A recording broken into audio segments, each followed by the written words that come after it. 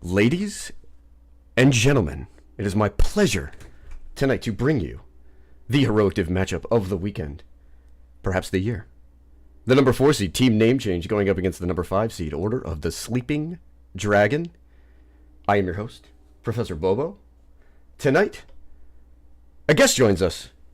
Not Paradox is in the house. I found him last night in my chat and insisted that he come in and grace us with his presence. Paradox, welcome to the lecture hall. I'm glad to be here. I appreciate it. I was pretty excited about co-casting, and I'm excited. If you guys don't know who I am, I've got a little small YouTube channel that does just a little bit of hot stuff. Pretty good stuff right now. Just a little bit of hot stuff here and there. And if you do know me, then this should be pretty fun. But I'm definitely excited to be here. Thank you so much for allowing me to be here.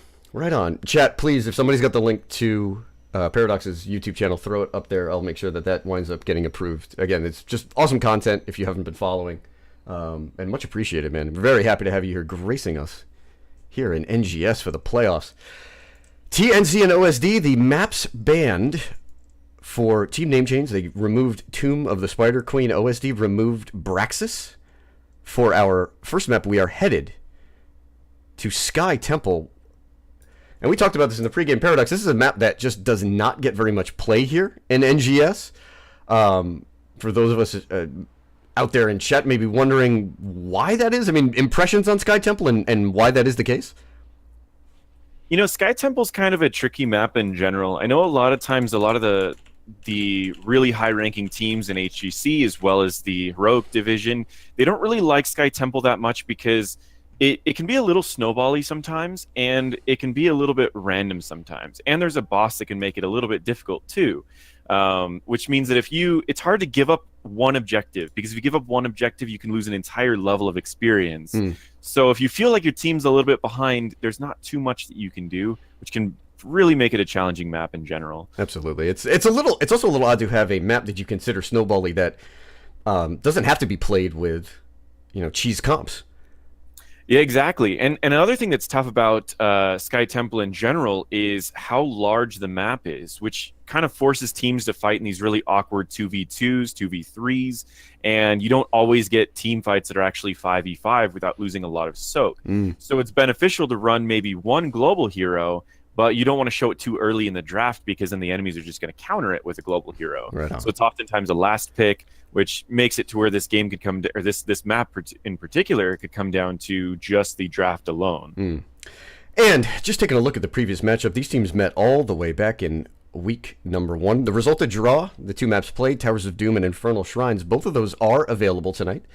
I expect to, at the very least, see Infernal Shrines, a map in which OSD has a long history here in NGS. And Towers, a map that both teams have favored and have played. So, again, they could both be a part of the proceedings tonight.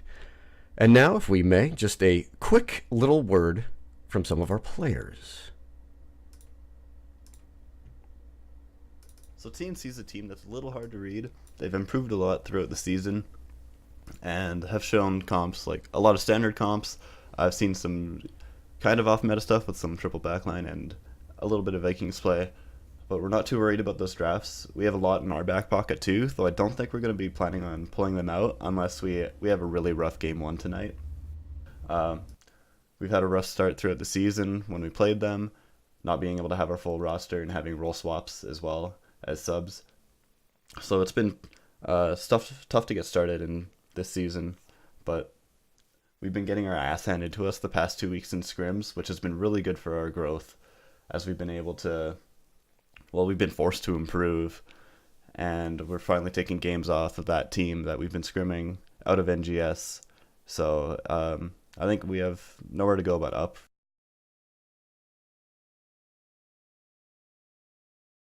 Excuse me. And now for a quick word from the captain of TNC, Metball.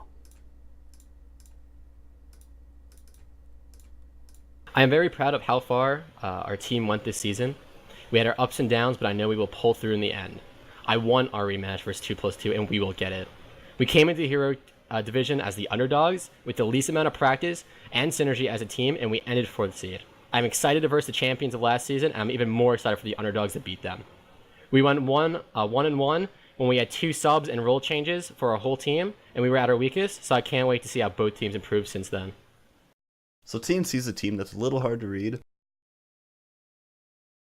This game? Nah, this game's not a big deal. We're not worried about it for a reason. What I'm worried about is the matchup of the night. Corgi versus his own Mike. He's got play as soft as his roasts. I want to thank both of our captains and Beatty for providing us with the added clips there, highlight reels, courtesy of Twitch. All right, we are headed to draft. Fam, we're headed on to Sky Temple, the first map. Here we go. TNC versus OSD. NGS, this is the Season 4 playoffs, Round 1 here in Heroic Division. All right, Paradox, what do we think about the top of this draft here? Recently, we've seen a lot of nerfs to many of the popular ranged heroes. We've seen some heroes move up, such as Greymane, and again, we're playing on a map in Sky Temple that proffers a little bit of a different style here. Well, to start off, normally Phoenix would be likely to be picked up early, but of course, with his health being the way that it is, we probably won't see him being picked. Garrosh is a very common ban to start off with, which is what we immediately see. The next ban, I mean, it depends on the teams. I think a Medivh ban is often picked up on Sky Temple because it allows you to rotate very quickly between the temple. But I don't know. I'm not seeing too much Medivh being played by either of these teams, so we might not see that. Oftentimes, I would say that we'll likely see the Global's last pick, again, because you don't want to pick a Global too early, because then the enemies can change around their comp based on it. So we'll definitely see. I don't know. I mean, I don't expect us to see anything too strange. I'd imagine maybe I can't even see a Maev just because you don't normally see 5v5 fights too often. True, and on the back of that 5v5 fights, one thing that I would actually like to see TNC consider here is the Abathur ban. Woven for OSD has one of the deeper hero pools, and all of NGS can play just about anything, but does play an exceptional slug. And the Abathur is often paired with Silent Yu either on Greymane or Li Ming, the sort of traditional clone picks. I do think Abathur could be a part of this draft, maybe not early, as, again, this is the map pick of TNC. Perhaps OSD want to put the feelers out there, see where this draft goes. I could definitely see an Abathur. Abathur's very good on Sky Temple. You can still soak while they're distracted with other objectives. And Abathur works really well with roam compositions. I could even possibly see a solo support Abathur, which would be fascinating. There's the Maev pick. I wasn't expecting it just because normally you don't see 5v5 fights, but maybe they will pick up a global and then try to go for 5v5 fights. We'll see. Could be just a little pivot there on the Maev into Tenacious Memento at level 1 if they want to use Maev to be sort of like a pseudo-jungler, work on some camps in the early part of the game. But again, that, to me, means we could see an Abby. I could definitely, I really am feeling the Abathur right now. I think that's what they're going to end up going with. If the team knows that if TNC knows that OSD is going to be doing something like that, I think this would actually be a very good ban, personally. Yeah. But we'll see. And again, fairly generic drafts. These teams, again, just kind of feeling each other out. No supports or no tanks taken in the first 3 picks, and that goes counter to what has happened throughout this NGS season. A couple weeks ago, we saw nerfs to Malfurion, Shtukov. The Diablo rework, and again, Lightning Breath is banned tonight, has not seemed to work out very well for Big Red. Garrosh also received a little bit of a nerf, but still worthy of a first ban. 20 seconds left here for OSD. Their second and third picks here on Sky Temple. I think honestly right now they should pick up one of their tanks. I believe maybe a Blaze would be nice just because you get your solo laner out there. Against a Sonya, it's very difficult to pick a solo laner. Maybe a Zagara. Actually, OSD does have a very strong Zagara player. And a KT. We're going with a Kel'Thas and a Stukov. They don't want to show anything, right? No. They don't want to show their tank. They don't want to show if they're going for a global. They're not showing anything at the moment. So OSD's really playing this very subtle. I'm really interested to see where this goes. Now the bans are coming out. Likely they're going to get rid of a tank. I would probably see them get rid of maybe ETC. Or, yeah, I think ETC would probably be TNC's best bet to ban. Well, I have no clue what OSD could possibly ban because there's just There's nothing. nothing showing. This Yeah, is there's not just enough information yet. what is it? You know, these are the spiciest pick here is Kael'thas. Like, all right, It is a really Like that- interesting early pick on this map. Yeah. too. again, it suggests the desire to try to brawl, if not build some sort of combo. They are definitely going for something. I imagine their it's- solo laner is going to be someone with a An global, Illidan either a ban? Dahaka. Hmm. Illidan. Ban? Who does What? Illidan? Illidan counters Zagara. Yeah. Illidan counters Zagara. Yep. But who else does Illidan counter? Why would they ban Illidan right away? Could be a little bit. It could be an insider thing as well. But also, Okay. are you banning Illidan, and then thinking that they're willing to go Sonya, Junkrat, Illidan? I have no idea what that team looks like. But all right. So just the one note on OSD is every time you see a Kael'thas, and it doesn't make sense on this map, but you always have to kind of throw it out there. Like, is there a Stitches here? That could definitely be Is the there? case. I mean, they're going for it. The only thing is for It's- a main tank Stitches, it would work in this comp because you could pull and either follow up with a Right. Stukov slow silence, you could pull into Maiev pull, or you could pull into a Kael'thas. I definitely think a Stitches is on the table. Again, just looking for things that are sort of out of the ordinary and what provokes the early Kael'thas. There's the Murden and the Rhaegar. I love Murden on Sky Temple. This is a map that always plays out in the favor of the sort of the old school tanks. Anybody who can move for camp invades has camp control. So Murden, Tyrael, Nubarak again with double CC chains on both he and ETC. They are always strong picks here on Sky. And Johanna and Garrosh banned out as well. So again, just an odd draft with nobody showing anything. TNC is still hidden their flex pick. Okay. Okay, so they picked up the variant in the Phoenix so that Phoenix couldn't be countered last pick. Now there is still a couple small counters to Phoenix, but overall, Phoenix is definitely a good pick against Sonya, and I think that's good. Now we have TNC, who is going a full dive comp as of right now. This screams of Genji. I could definitely see a Genji. I could see even possibly. I don't know. Let's see. So Sonya's gonna be their solo laner. They don't need a global here anymore. Just because I think Genji would be the best. They dive in, they get everyone low. Genji finishes them off. Right. Either that or a Zeratul could wind up being an option. We're just cycling through the list of, I guess, flex heroes that would work with the lane control of Junkrat and Sonya. Is there an Abby? Again, he made it all the way through this draft. You definitely wouldn't go Abby into this comp. I can't imagine Abby go going Luna. This comp. Lunara is gonna be the pick. Completing a full dive comp. It's gonna be honestly, this is gonna be pretty interesting. I'm excited to see where this goes because we've got TNC with a full dive comp and not too much peel on the side of OSD. However, OSD does have a taunt and a silence and a stun. I mean, they can follow up every single one of their CCs with 2 to 3 other CCs. And we are seeing Corgi on the Phoenix, so this will be an off-lane Phoenix, which, again, my favorite game of the year, may or may not have had Planet Cracker coming from a mile away. So, just, again, wrinkles. We didn't expect to see Phoenix, but OSD uses that last pick and takes, I was going to say his natural counter, but it's really his broken counter right now. Oh, definitely. I mean, you go Colossal Smash, you're one-shotting the Phoenix every time Wild. that a fight goes down. But this puts a lot of pressure on Redian, though, because you have a solo warrior variant against, again, which we described as a full dive comp. Every one of these heroes has mobility, has the ability to change positioning on the map and provide backline damage. Okay. I definitely think it's going to be interesting. I mean, it really comes down to how well Varian and Maiev can peel for their team. Because if they dive in and get on Stukov and Kael'thas, there is no way that they are going to be able to be kept alive by just a Stukov. Now, Stukov can go his triple push ultimate instead of the single one, and that likely can peel them after level 10. But it's going to be an interesting game before level 10. Absolutely. All right. For OSD, Corgi Booty is going to be playing on that Phoenix. Redian on the Varian. Trent on the Stukov. Woven will be playing Maiev. Silent Shoe on the Kael'thas.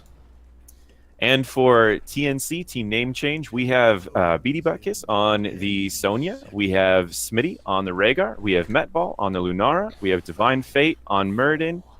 And that should be Divine Fate. Yeah, Divine We've got Metball and Netball. Yeah, how many Netball, times? I apologize. How many times are we gonna mess that up? That is gonna be throwing me off this entire game. I already know it. So Mana Addict for Kael'thas. This is a phase bomb at level 1 for Phoenix. What's your preferred lane setup here on Sky Temple? I mean, you can do a lot of different things on this map.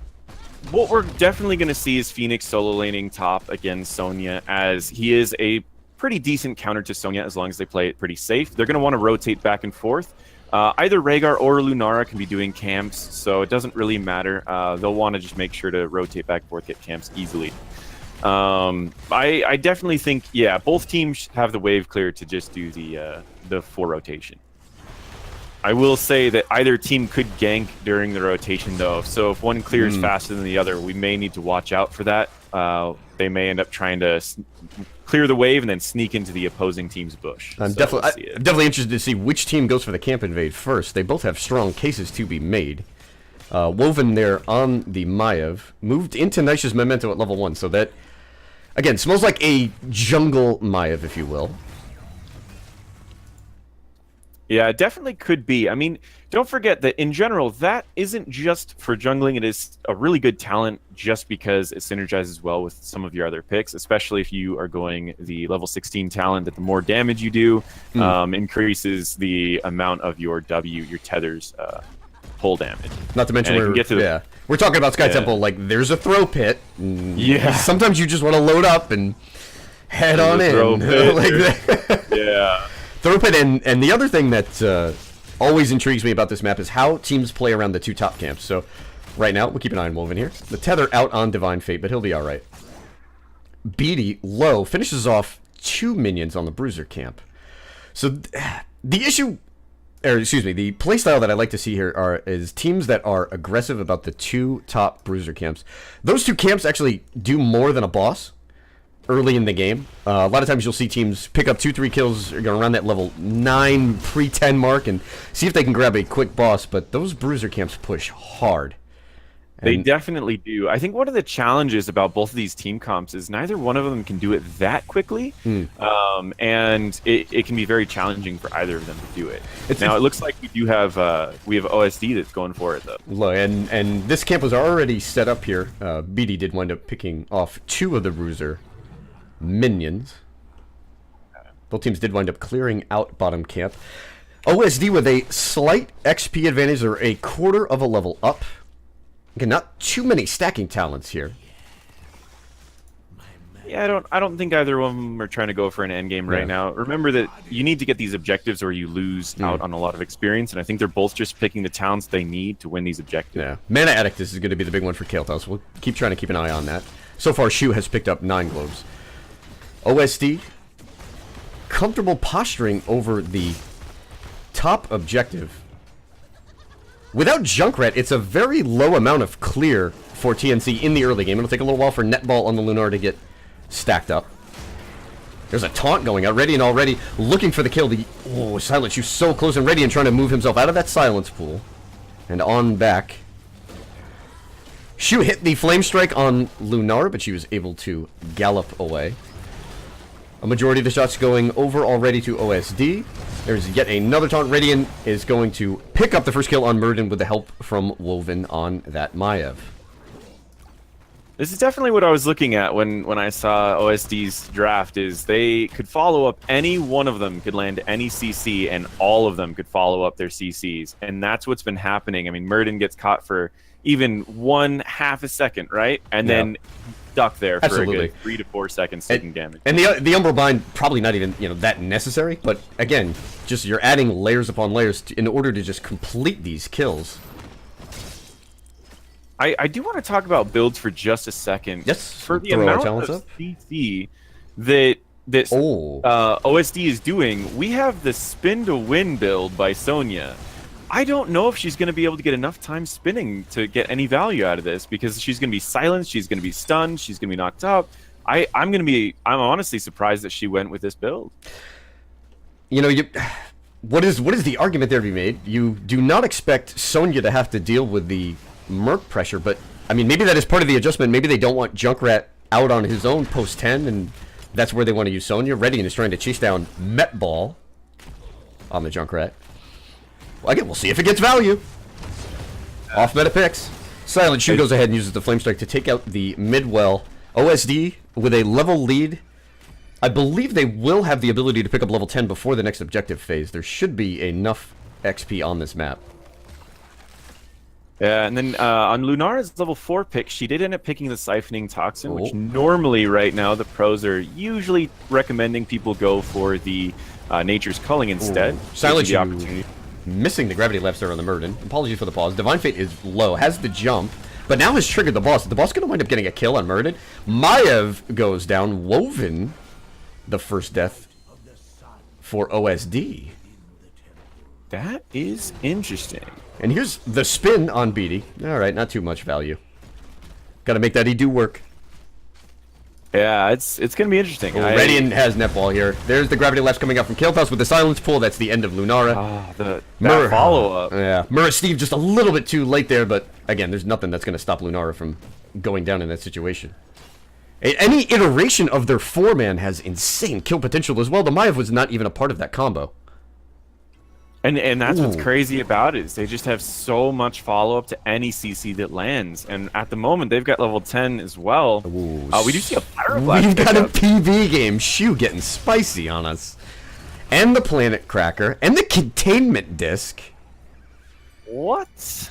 They have... There's a combo here. And it's either going to be really impressive, excuse me, or Chet is going to flame the hell out of them for this. Radiant backing up there, looking for another taunt target. Steps off of the bottom objective. Top fort is gone. OSD, it has an even Talontier fight. Radiant is in big trouble there. Might just need the boss to go ahead and push out. There's the Planet Cracker. The Unstoppable does not save Sonya. Murder Steve on the back line trying to use Playmaker to get out of there. Woven is using the chase down here. Shu has 5 seconds on Pyroblast. Radiant with the Jabate. Corgi Booty with a follow. And the laser picks off Sonya. That was fast. It had the cleanse and the ancestral, and it didn't get off. Had no opportunity. Yeah, that was a very fast fight. I think what OSD is going for with all these strange ults is to pick out individual people and to try to disrupt the enemies without, because again, that dive comp's going to come in. If they all get in together, OSD's done. So OSD's changing it around. They're going for individual picks by pushing one person away, by containing one person, by pyroblasting one person, and to finish off whoever's left with the Planet Cracker. And the containment disc is, again, if you're going with Pyroblast and Planet Cracker, it actually makes sense. It's working sort of like a cocoon here. And one thing to keep an eye on, excuse me, for TNC is that Divine Fate does not have a ton of peel on this Murden. Is he going to be able to keep up? The Silence Pool is out ready and is just trying to confirm the kill here. There's a Pyroblast on the Murden. He's gone. Beady Bucktest is trying to get out. Ooh, Sonya goes down. Ancestral actually saves Divine Fate, and now the chase down is on as Lunara putting out the poison. Woven is low. 1 for 1. 1 for 1. However, the tank is down on OSD, so if they do want to go for an invade, this is their best bet to try to take something out of it.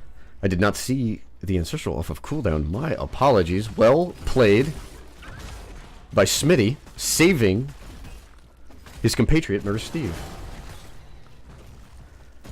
So 4-2 in terms of kills. Oh, my apologies. And OSD closing in on level 13. The map still in their favor. Paradox, what do you want to see TNC do here as they try to close on 13? Now that everyone's alive on OSD, I would have preferred them to just go for a fort right before while Varian was still dead anyways. At the moment, their best bet is to probably just to trade and try to get to level 13 as well. And their best bet is to take the middle one and keep vision on the boss. And if they go for the boss, all rotate down and try to defend against the boss fight. OSD does not have great boss burn. Again, we'll take a peek at our talents here. Mana Addict is complete on Kael'thas. That's a big buff there for Silent Shoe. Especially against a dive comp. Yeah. Everyone dives in, you get this giant shield, you Yeah. at least survive that. And Riptire as well. I mean, it would be very easy just to try to isolate him on that kill toss. And there is the middle cap being captured there by TNC, OSD. Comfortable there on bot. They're actually leaving. I like how they leave that wisp there on boss, as if they care. Exactly. And the interesting thing about the Lunara Wisp now is it grows. If you got Sentinel Wisp, it's definitely growing huge. They just left it right out there in the open. They didn't need to worry about any of No, this. but why? You know, the question would be, why would you even bother to force a boss here? You still have 2 forts at the end of this objective phase, and you have begun to put damage on keep walls. All right, now they do clear it out. Do not have the talent tier advantage, but still, OSD maintains a level lead. Definitely. Now, the lead, a lot of Oh. people underestimate just level leads without talent tiers. Oh, we might be seeing something coming in here. No, I agree with you. Scaling is a thing. I think two levels down, you're talking about the potential for the difference in a kill being an auto attack getting off because of the way that health scales.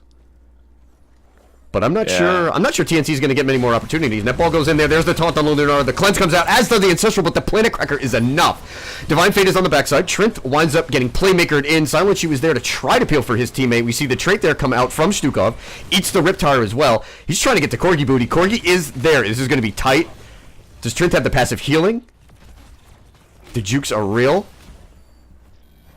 Oh, and Corgi's going to get the chase down kill. Or is he? Shoved into the wall. We had a kill on Mastiff Shove.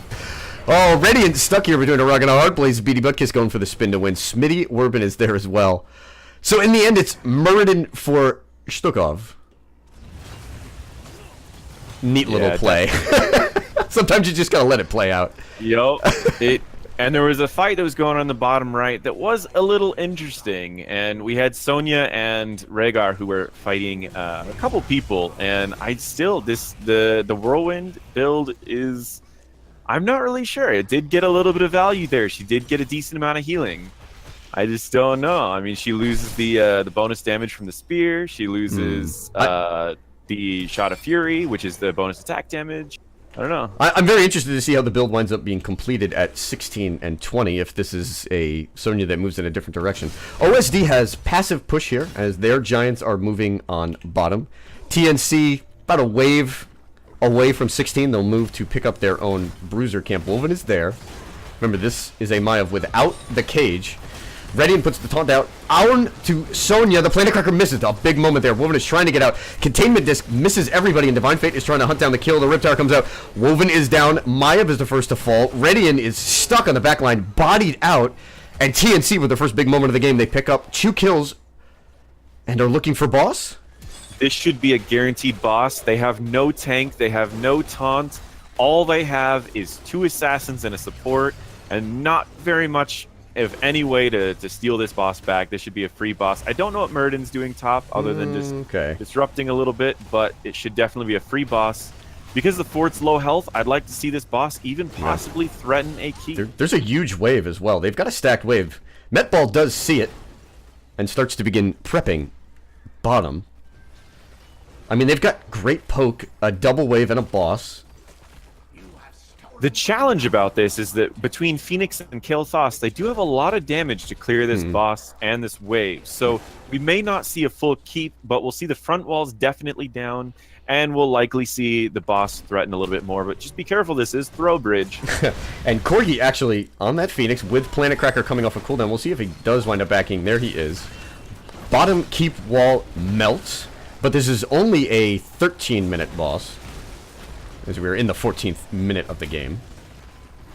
And now, well, this big boy moves on up. TNC a little tentative. I think they understand that this is going to be a difficult play to make. Woven has to use Vault. And Radiant, okay, taunt. Now looking to pick up the kill there on Divine Fate. Ancestral Healing comes out. The boss has this keep down to half health. The slam comes through, and Maiev is stuck. Lunara is the trade, but the keep is going to go down. Corgi winds up getting thrown onto the back line. Riptire coming out, trying to find another kill. Trinth is low at about a quarter health. Phoenix goes down as Corgi could not find his way out. Radiant is in the midst of what is soon to be a 1v4. There goes Varian. Oh boy. That was a fight. I don't see why they're not trying to end right here. I'm not sure either. They want to double camp here. They don't even need the camp. They have a tank still. They still have wave clear. They have a Sonya with Wrath available. Oh, Sonya went back. She went to clear. Didn't want to lose the keep. They didn't want to lose the keep. They played the safe route. I think. Okay, hear me out. I think this wasn't too bad. I do think they could have won. I definitely think they could have won. However, you could lose. They don't lose their keep. Sonya saves the keep. They play the safe route, and it works out. So they get the double camp bot. This could give them both of the objectives up here because they're going to have to send at least a Kael'thas down bot, maybe a Phoenix. I think they use Phoenix and go for the global Planet Cracker play. If there is something... and I don't expect them to force this. I think we're going to get through this objective phase relatively unscathed. I mean, the impetus is on OSD, given that they will be missing out on the 20, but they're not that far behind. Woven is in big trouble. There goes Vault. Silent Shoe is there, and now the combo is played out onto Murden. Ritar looking through the back line. Shouldn't do too much. Trenth will use the Stukov healing to get his teammates back up. Phoenix is down bot, but the Planet Cracker is there. The taunt goes out as Murden is in. Kael'thas goes down to the combo. Planet Cracker, not enough! Another kill? Does Woven and Trith get away? They do. They do. Now, 2 free kills still by TNC, though.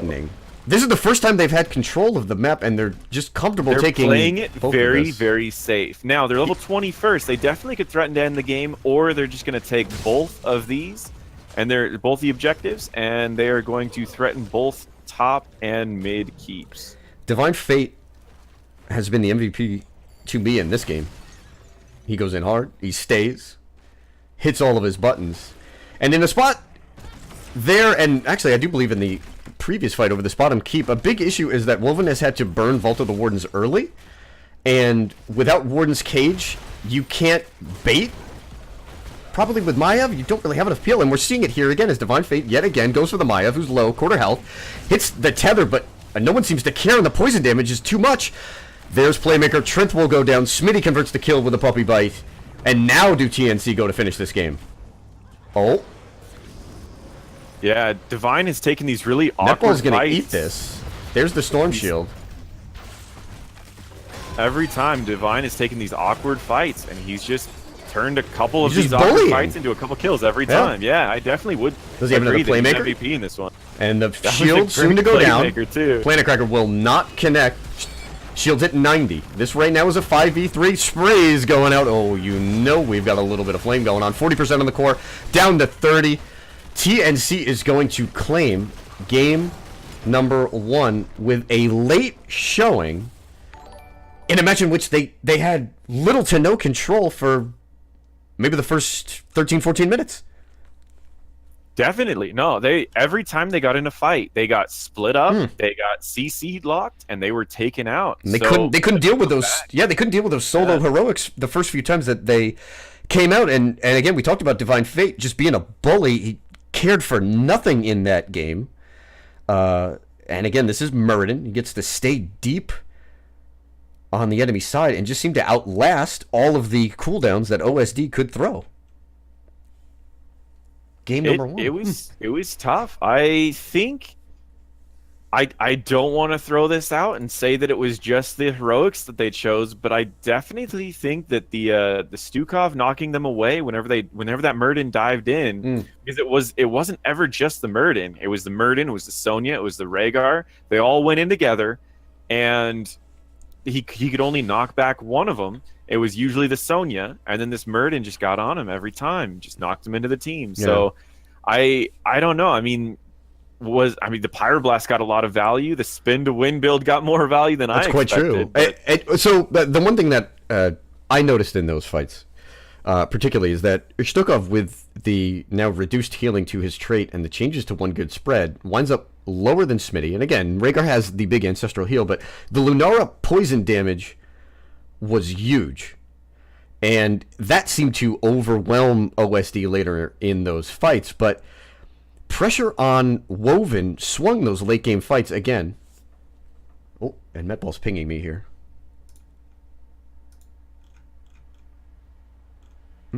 Hold on one second. We got a little issue there. Yeah, the builds were definitely interesting. I'm just kind of peeking through all of them, and I'd love to hear some of their thoughts on this, especially Beatty.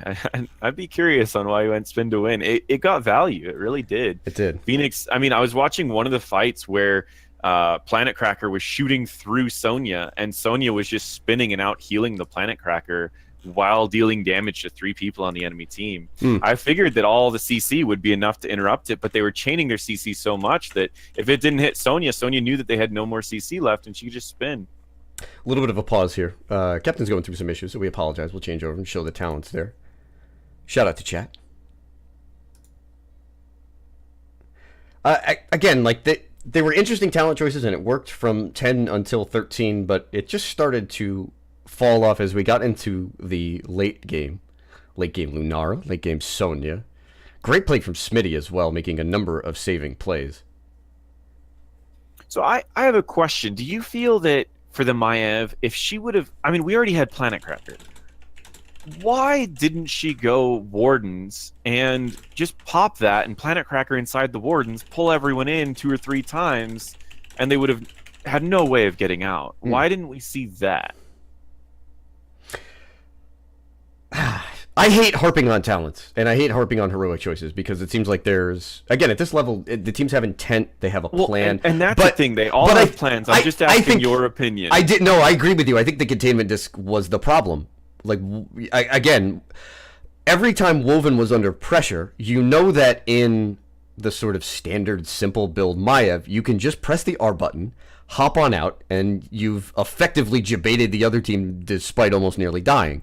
But he had no out in a lot of those late game situations, and just not being able to press, the R button, have the cage, and then move along the outside edge of it was a huge issue. I 100% agree with you.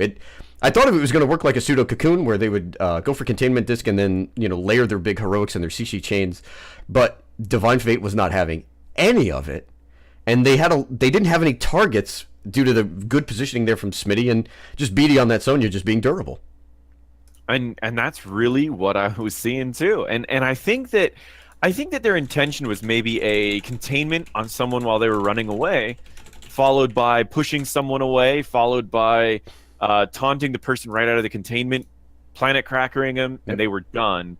And then anyone that was left, Pyroblast them. But when they weren't running away, and instead all of TNC was just diving in, there was no way you could stop someone for 4 seconds, but then they were just right back on you again. So it was definitely interesting. I like the rest of her build. She adapted a lot. She went much more tanky. She made it to where she had armor all the time. She made it to where she got more damage when she had armor all the time. And she reduced the armor of the enemy team. So if she did containment disc someone, they would be pretty much just bursted right after they got out of the containment disc. Yeah. I don't know. It was definitely an interesting choice. I feel like they took all the non-meta level 10s. Yes. I don't know if they did it just for the fun of it or if they really had an idea. It looks like they had an idea though, because it was working up until about level 13. Yeah, absolutely. Everything was working. They I had really map control. I mean, they had merc control. They were playing very well, and that's why. And again, like I said, we don't typically like to harp on talent choices and heroic choices, but all of those things still have to play into the map and then the early game versus late game dichotomy, if you will. And again, late game just on the side of TNC. Again, just a quick word chat. We're going through a little bit of delay. TNC needs a couple of minutes, so we're just going to kind of hang out for a little bit. It just gives me a quick second to give a shout out to chat. Oh, let's go take a look at our dashboard. What has been going on? Big thanks, King Beatty, for the follow. Tank Girl 12, thank you as well. Follow Kana.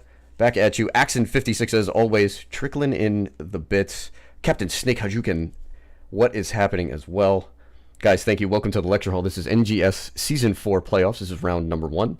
We are currently in between games number 1 and 2. This is the Heroic Division. The 4 seed team name change versus the 5 seed Order of the Sleeping Dragon. And tonight I am joined by Not Paradox. And actually, while we have a little bit of time, dude, what's going on with the channel? What's next? What are we going to see on YouTube? I definitely got to get that link in there. Well, we had kind of a small Valera video today. It was just kind of showing. It was a very Valera. beginner tip. It was just a very beginner tip, just kind of showing the Q build that because it kind of got popular on Hot Slogs recently over the we know the silence build that's been going on, the only build that was used in HGC, which was about slowing people. It was about silencing them for a long period of time. When the silence end, they got the reduced spell power.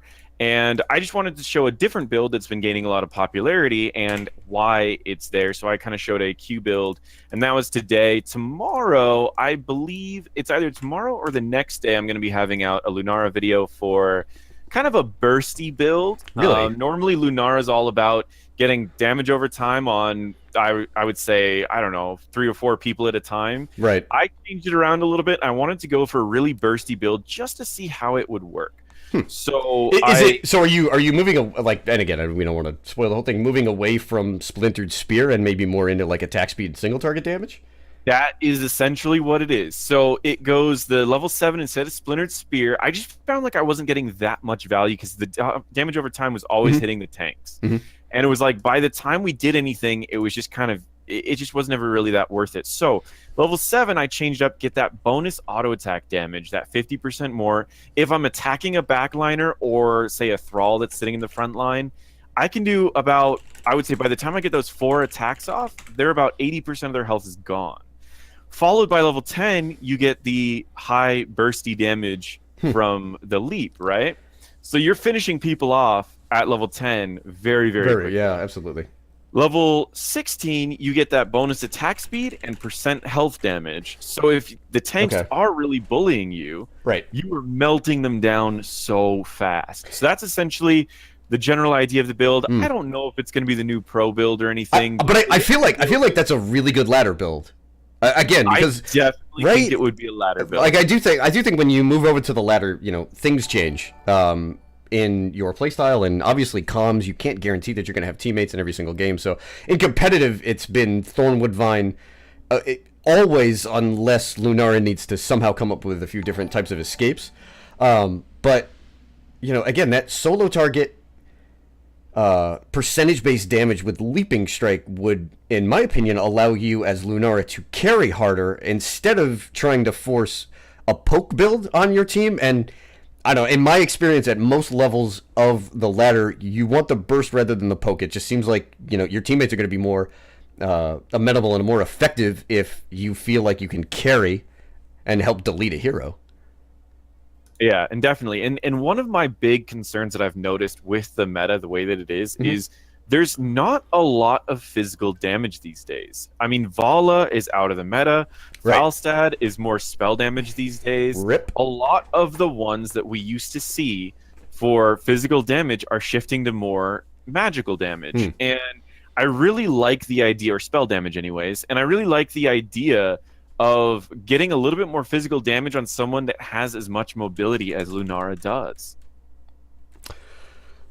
Like I said, very interesting. It's neat to see Lunara pop back in, and this is the 3rd playoff set of the week. I think she's made an appearance in every single set.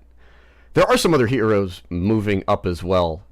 I have seen a rise in Greymane, and I do believe that is based around the nerfs to Hanzo and Phoenix. We haven't seen any Diablo in the playoffs. I think I did see one set in which a team, I believe an ADIV, played Diablo with the old school build. So like they weren't even thinking about it. It was APOC. It was Devastating Charge focused, but haven't seen new Diablo. I'm trying to think of who else has been kind of moving up here. And the other thing that I've noted too is that the support meta has completely changed.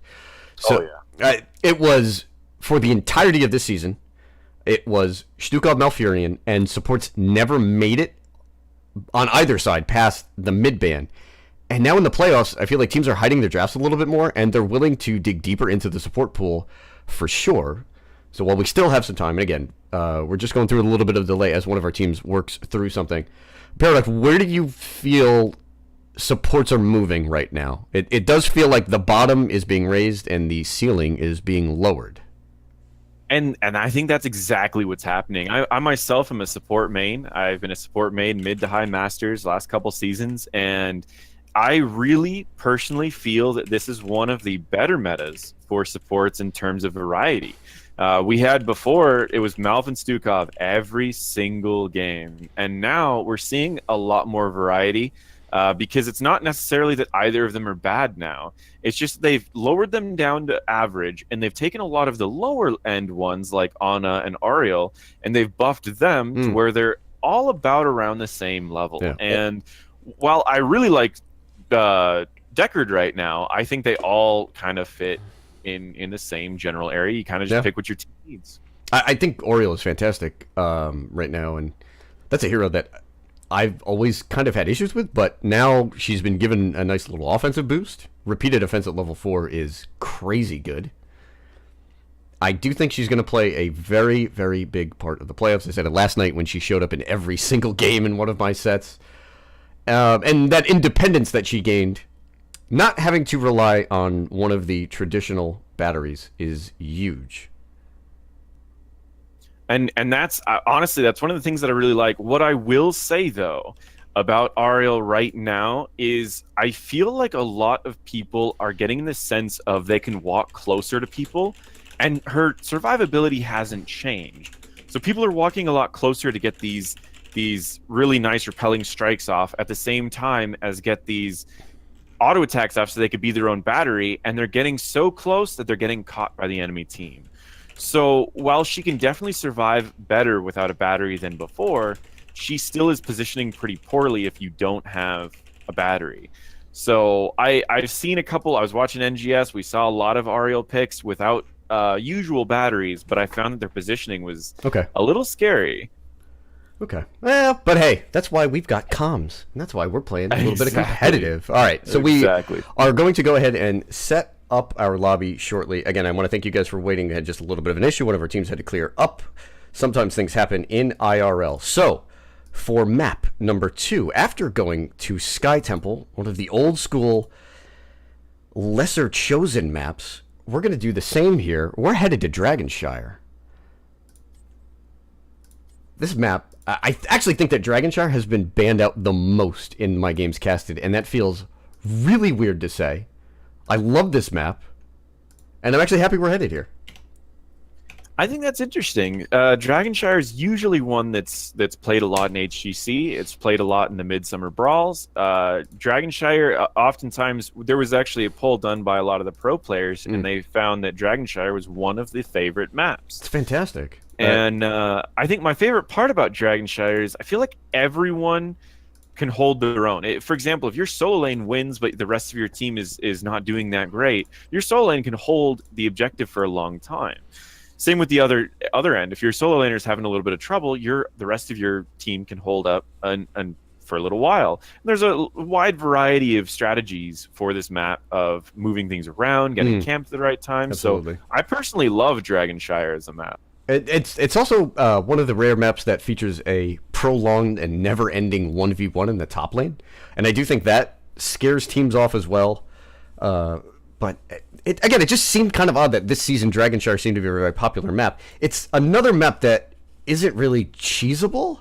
You know, you don't see a lot of Abby. You don't see like old school Shad TLV Vikings on this map. That doesn't pop up at all. I mean, there are some different picks and some heroes that work obviously better on this map than others, but I don't know. It just seemed like a really nice average neutral map, and nobody wanted to play it this season, but here we are on our way to Dragonshire. We'll check if teams are ready before we head on into the draft screen. Changes here in draft, Paradox, that you would like to see heading into game 2. I don't know if I saw enough. It was such a strange game last game that I'm not really sure. I know on Dragonshire, the solo is extremely important, as well as the ability to roam and take people out. If I don't see a Garrosh ban in the first ban, I would be amazed. Oh yeah, no, I don't think there's any way he makes it past this, right? There's It's no just way. he's so strong with grabbing people when they're doing these rotations between bottom and mid. So I'd like to see a lot of pick potential personally from one of these teams. I'd like to see maybe even a Kerrigan. But you'll also want at least one person that can jungle on both sides, as the Yes. camps are extremely important on this map for taking the stalemate anyways, and pushing it towards one team or another. But I would expect the first ban definitely be Garrosh. Yes, and I would be surprised. I'd be surprised if we didn't see Garrosh Maiev just removed. Even though again Maiev was on the losing end of game number 1. I could definitely see Maiev being removed. Chromie has actually seen a lot of bans on this map just because she can poke whoever's trying to sit on the objective, as well as Temporal can be pretty brutal during rotations. Yeah, shout out to Tempestots there in chat. Quack said it's the hardest to shot call, so maybe it's just uncomfortability with rotations. I also think it's just an old school map with an objective that you have to play a little bit more carefully with. I think there's a lot of teams that aren't comfortable with maps that feature vehicles that a player has to operate, and they'd rather get the push so that they can still continue to 5-man. Although Volskaya seems to be bucking that trend quite a bit. Yeah, and that's one of the unique parts about Dragonshire, about the objective, is it's hard to choose who drives. Because while you want to say, oh, well, we'll have the tank drive because their role doesn't change that much, sometimes your tank isn't going to be the closest one to it. Sometimes you're just going to have a support who's sitting there, and you're like, should I grab it? We won't have a healer, but we'll at least get the DK. Yeah, it changes. I mean, a lot of times the hero that you want inside that vehicle will change according to the level, the talent spikes and whatnot, and he gets through. Pick. El Jefe. What is happening, Gary? Okay. I mean, there was a Johanna ban. TNC must have prepared something for this. They have to do Medivh now. That is the only way to rotate safely against the Garrosh is Medivh. Well called. That is the only thing that they can do. We'll see how they do it, if they do it, and if they can't get it, and we have the other OSC, if we have them get it, or sorry, OSD, if we have OSD pick the Medivh, this is gonna be rough. Okay, Deckard, sure. All right. It's a decent first pick. I like him on this map. He's strong at slowing him down and rooting during rotations, as well as he can leave healing for the solo lane as well. So I like Deckard on this map. I can't imagine. Oh, Genji. I mean, he can. All right. He's okay against top laner. Garrosh. Again, these drafts are just kind of bland in the early part, and nobody wants to tip their hat at all where this is going. I mean, you think of Deckard as a departure, but again, it's just a support that they feel is very strong on this map, so he has value at the top. There's the Maiev and the Stukov. They're playing the brutal interrupt the rotation. That's what they're going to be doing. They're going to be, every time that anyone's going to try to rotate from mid to bot or bot to mid, they are going to get flipped. They are going to get pulled. They are going to get silenced. It is going to be rough for TNC unless they can get someone to really help them out with the rotations. Or I have seen drafts where they never rotate. They go a 1-2-2. 1-2-2, yeah. I've seen even the 1-3-3 as well. But usually you have to grab one of the dominant solo laners up top. The other interesting note here is that TNC banned Johanna, let Garrosh through.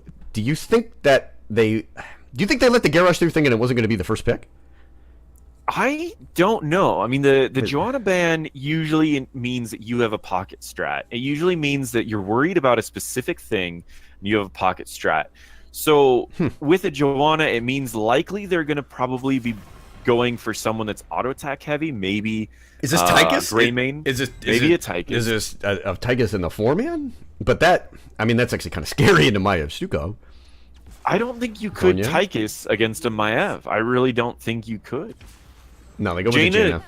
Is definitely a big pick. Now, Jaina is often picked in the comp where you don't rotate because she can hold her own and she can also do camps, which means that it's easier for her to hold her own. Yeah, but we may end up be seeing. I don't know. What's the tank pick in this comp? But we have 45 seconds left here as OSD will be making their final pick. So as we watch this, we see Johanna and Garrosh play a part. We don't expect to see Diablo. He's not. He really isn't even that great on Dragon Char. That's debatable for sure. So with this much control in the sort of triangle of death, if you will, I mean, ETC, Anubarak, or do we go back to the Muradin, which is kind of what I suspect the last pick will be? I am expecting Muradin. He has a very short cooldown on his escape because they're going to need to escape. Whoever is going to get thrown needs to be able to get out. So it's either going to be an ETC, a Muradin, or a Tyrael. But I doubt it'll be a Tyrael because then they won't have any engage, other than maybe the roots from Deckard or the slow. But I would say it's one of those three, as those are the easiest ones to escape. And I love seeing Muradin on Dragonshire. A pro shout out to Ethereal Angel. So the cool thing about Muradin on this map is that he has the ability to jump over so many different points and secure kills, particularly under towers in the early game. And he's got a sneaky strength there. Muradin is always great on any map in which he's not required to 5v5 brawl and engage and peel, and he's not constantly swarmed. And the better Muradin maps, again, this is just my opinion, are the ones in which he can sort of focus on 2v2s, 3v3s, maybe use his mobility to try to go for a camp invade. So maybe that's the pick here with 10 seconds left. But TNC are taking this deep into the timer. And I agree. I definitely like Muradin. Oh, they win Arthas. Arthas. All right. What is... Doesn't have an escape if they get him thrown, but he still is very strong against Maiev. As Maiev jumps in, she gets slowed. It's hard for her to get back out. And they do have their initiate, which is something that I was worried about. But I'm with you here. I feel like the comp on TNC's side doesn't want to rotate. They just want to sit still. If they rotate, they're going to get flipped and killed. Yeah. So they have to just stay still and hold their zone. That's true, but they do have two baseline... not baseline, but Jaina has a base stacking talent. And we do expect Fingers of Frost at level 1 for Jaina, and then we'll see what Arthas goes for. Again, just interesting. This was their map choice. This was their comp. It seems like they got everything they wanted. Game number 2 coming at you, TNC, with the opportunity to close this series out against OSD, the number 4 versus number 5 seed. Thank you guys for joining us tonight.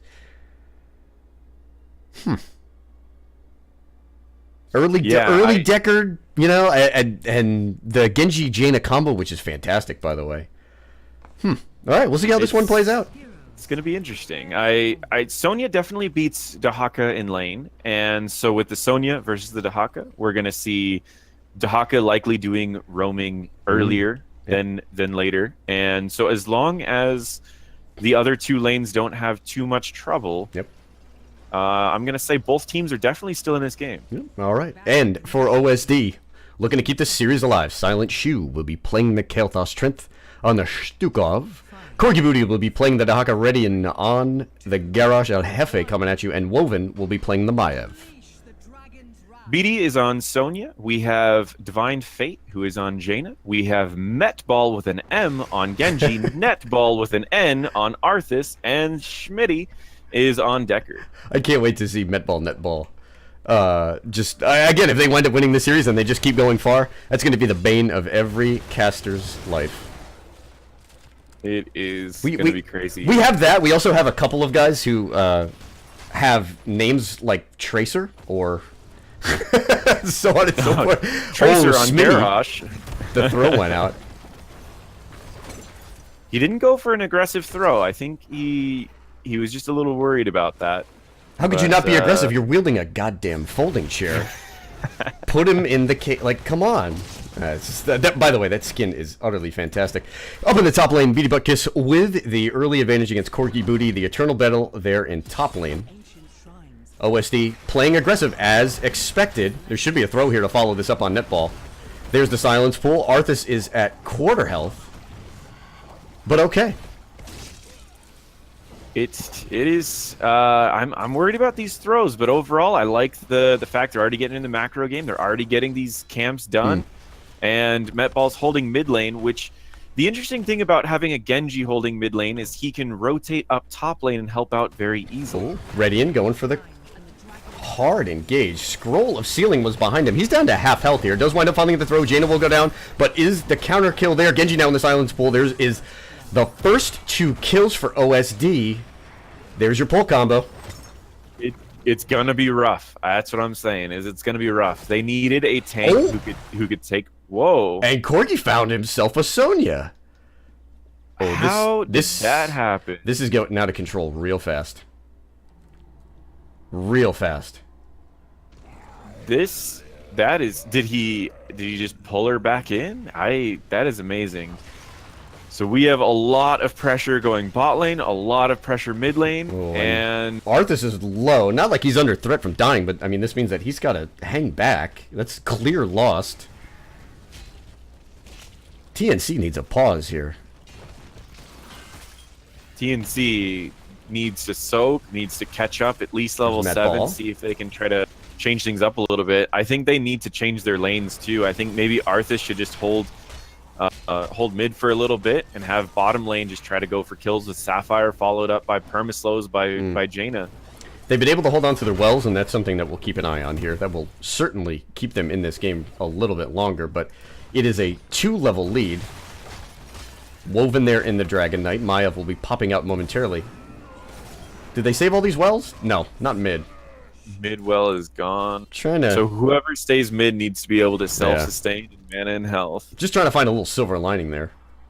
Don't lose a fort. They lose 2 walls, 1 well.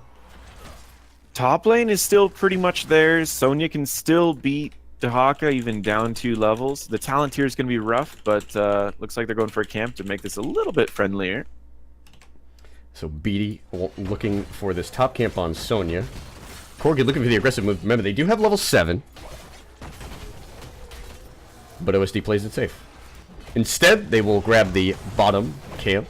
Trying to get a little bit of push here. This is going to be strong push at that. They've already picked up Giant, so a double camp will approach this bottom fort. And the only clear on the side of TNC right now is that Jaina. Keep an eye on Redian. There's the Arthas throw. And a big combo. Netball trying to find his way out, but cannot. Arthas goes down. Yeah, again, the drafts, picking someone who doesn't have a way to survive that throw is what really worried me. I liked when you said ETC or Muradin. But, And there's another one. Into the fray. No, the old man! Into the fray, threw Maiev in, which then pulled back 2 people to throw them all the way back into the team. Redian has a history with activatable talents and showing things on the Garrosh that are just a little OP. And this bottom wall is gone. They actually have an opportunity to grab 10 and just stick around. There's a groundbreaker combo. Look, Redian throwing that ball back. He's already at a half health. He's going down real fast. On the backline, Silent Shoe is being harassed by Met Ball on that Genji. There's the deflect. No harm done. That worked out way better for TNC Oh, yes, than it I did. expected. No, I thought for sure Arthas is going, and that's a keep. Losing 2 people, being down almost 3 levels, they were able to hold the keep. And right now, level 10 online, another Pyroblast. Isolation grabbed by Dahaka. Isolation makes sense. They're flipping Arthas and Oh. immediately going to be silencing him. Going after Invading. the offlaner here. I believe Corgi has enough essence. Still has dig, but we'll keep an eye on it here. Not needed. He will tap. Here on bottom lane with a 10 advantage. OSD still pushing bottom. I actually think... I do think the right move here is just hold bottom objective. Don't worry too much about top. You could take a keep here. This is Warden's Cage Maiev, by the way. And we're not seeing that disc again. Redian pops unstoppable a little late. Doesn't have the opportunity to go for the throw. Woven does get a 3-man tether. There is the cage. Oh, and I don't think Arthas is making it out of there. Silent Shoe procs the Pyroblast. Finds the kill. But Redian is low. Has been eating cannon shots. Woven is deep as well. Does have the teleport back out. There's Vault. Falls to the keep. 2 for 1. Now they can follow up and get this Dragon Knight unless Sonya can get him level 10 really quick. Maybe push the Dahaka's drag is down as well. Maybe Sonya could just sit on Keep this. an eye on top. I don't think there's any way to interrupt this. In fact, BD's just giving it up. Doesn't have 10. I mean, again, if you go for that point and any other hero shows up with Dahaka, it's going to be a tough way out. I completely agree. Bottom keep should go down very Oh, easily. yeah. It's only got 10%. All right, there's the pause. So, Yeah, a little bit of a break for lag. Yeah, they Throw it back definitely over. were. They're only going to hit mid for just a couple seconds down the fort, and they're going to go and take the keep. Do you think they're going to try to end? Because we'll see TNC hitting level 10. Hopefully the lag will stop. And Okay. So, keep is gone, but again, silver linings here for TNC. They should be able to pick up level 10 sort of passively. They have left Beatty in top lane with the Sonya. And Pyroblast and Warden's Cage are going to be on 50-second cooldowns. All right. Both teams are ready. We'll be heading back in shortly. I don't see this game ending here, particularly with Pyroblast and Warden's Cage not available. That keep is certainly gone, though. I definitely the keep's gone. I don't know if they're going to go for the game. In fact, Redian wants this mid fort, and we'll get it. What do we get at level 10? I think this will really decide the game. Is there a mix-up you want to see here? We do see X-Strike. We see Ring as well. But, again, those are sort of flex picks. Oh, boy. Stay a while and listen. I like Stay a While into Ring. I think that's solid. Trent is I think being pressured X-Strike here. is a nice follow. Here comes Corgi for the follow. The Ring comes out. It's going to hit at least 2 members. Stukov is in big trouble as the X-Strike is going to confirm the first kill. Silent Shoe goes down as well on that kill toss. Woven is there and finds Jaina, but is going to have to trade out. Look like That was Corgi a got phenomenal interrupted. fight for TNC. And Dahaka goes down in top. Ready, And meanwhile, they should be trying to able find to a way finish this out. up. They have permanent slows here on Garage. There's the Unstoppable. They did get the keep, thankfully. But So, 3 as kills, amazing 4 as that kills, was for 5 TNC, it still was good for both teams, honestly. I mean, one team got a keep, the other team ended up getting back into this game. They realized they can win fights. All they need is a good ring, a good stay a while, and they're good to go. Trent might be looking for the massive shove. Corgi uses Burrow. Yep, we get it. You sprayed. I don't know if BD knows that Trent is here. There's the drag. Here comes the shove. The silence. Uses Wrath. spin to and win. It's gone. That's spin to win, man. He's going to spin to win build again. He is healing a decent amount. He just has to wait for a couple CCs and he spins. But TNC did it. So a great job there. We didn't catch it, but it might be something to keep an eye on if you check the replay. When that dragon was pushing bottom, looking for the keep, Corgi queued up the global on Dahaka, and I believe was interrupted. It was off screen. The Dahaka marker popped down here, sort of where the pings are, but he never showed up. And like I said, it leads me to believe that Sonya did hit a spear, and that kept it at an odd number fight. And the dragon is just, you'd rather have the Garrosh in that situation.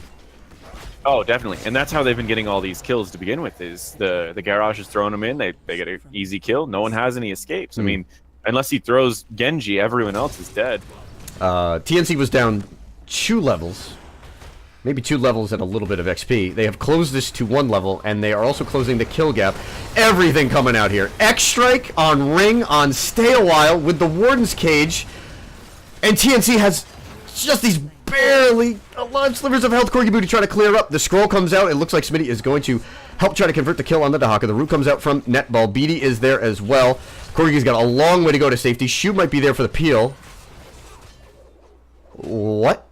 Okay. This combo. What? Like, I saw the ring and nobody got hit with it, but it actually worked out because the X-Strike was centered on the middle of the ring where everyone was trapped.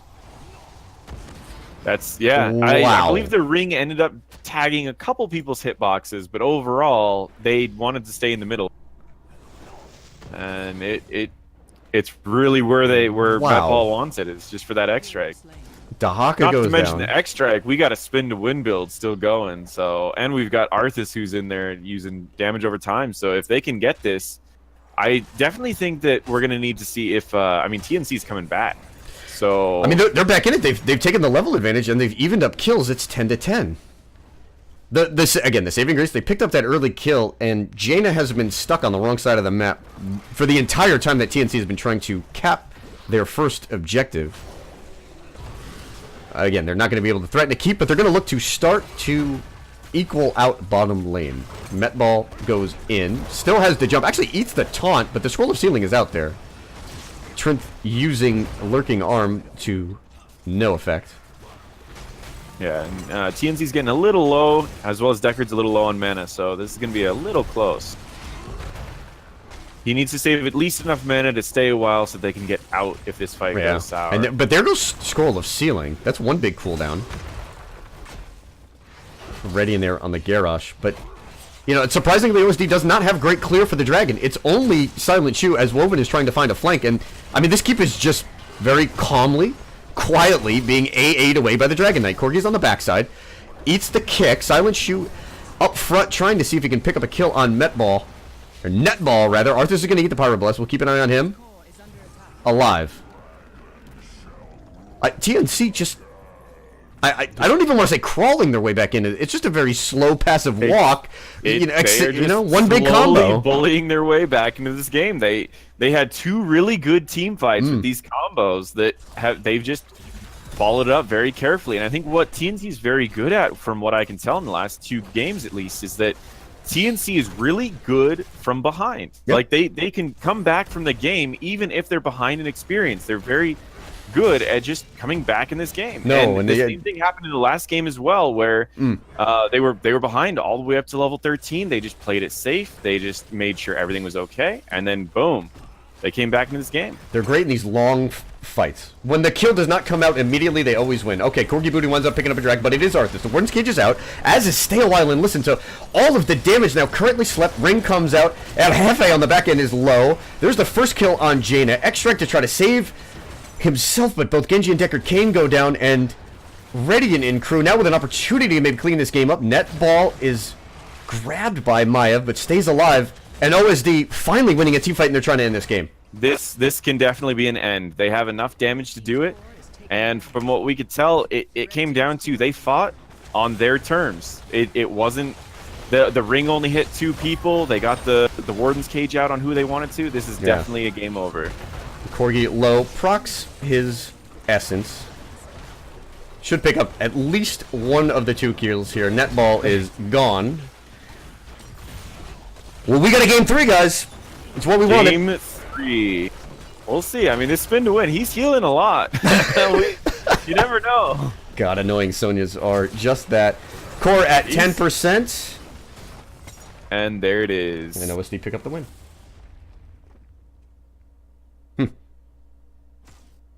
Good invade to start the end of that game. Corgi on Dahaka with the burrow in. Finds Arthas, and you talked about it in draft. Arthas with no mobility plays, unable to walk out. And it seemed like in that instance, as soon as the Arthas was grabbed by Dahaka, TNC committed there. Stay a while and Listen actually denied damage for quite a while.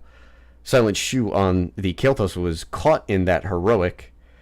But the surprise factor, the invade there from Dahaka, the odd number advantage because BD had yet to rotate down, starts that fight. It was a 5v4 for OSD. They find themselves 3 kills, and they take game number 2. That was, honestly, it was a really good game. Like, I really think that it went back and forth a little bit, but overall, I mean, those team fights were very chaotic. But at the same time, both teams knew exactly what they needed to do in those team fights to win them. So game number 3, we've seen a pattern in these first 2 games. The strong start by OSD, the comeback by TNC. We've gone to Sky Temple and Dragonshire. What are we going to stay with the old school maps? What is left? Cursed Hollow? Right. We got to see a Cursed Hollow. Believe me, if OSD wants to go map pick, I actually could see it there.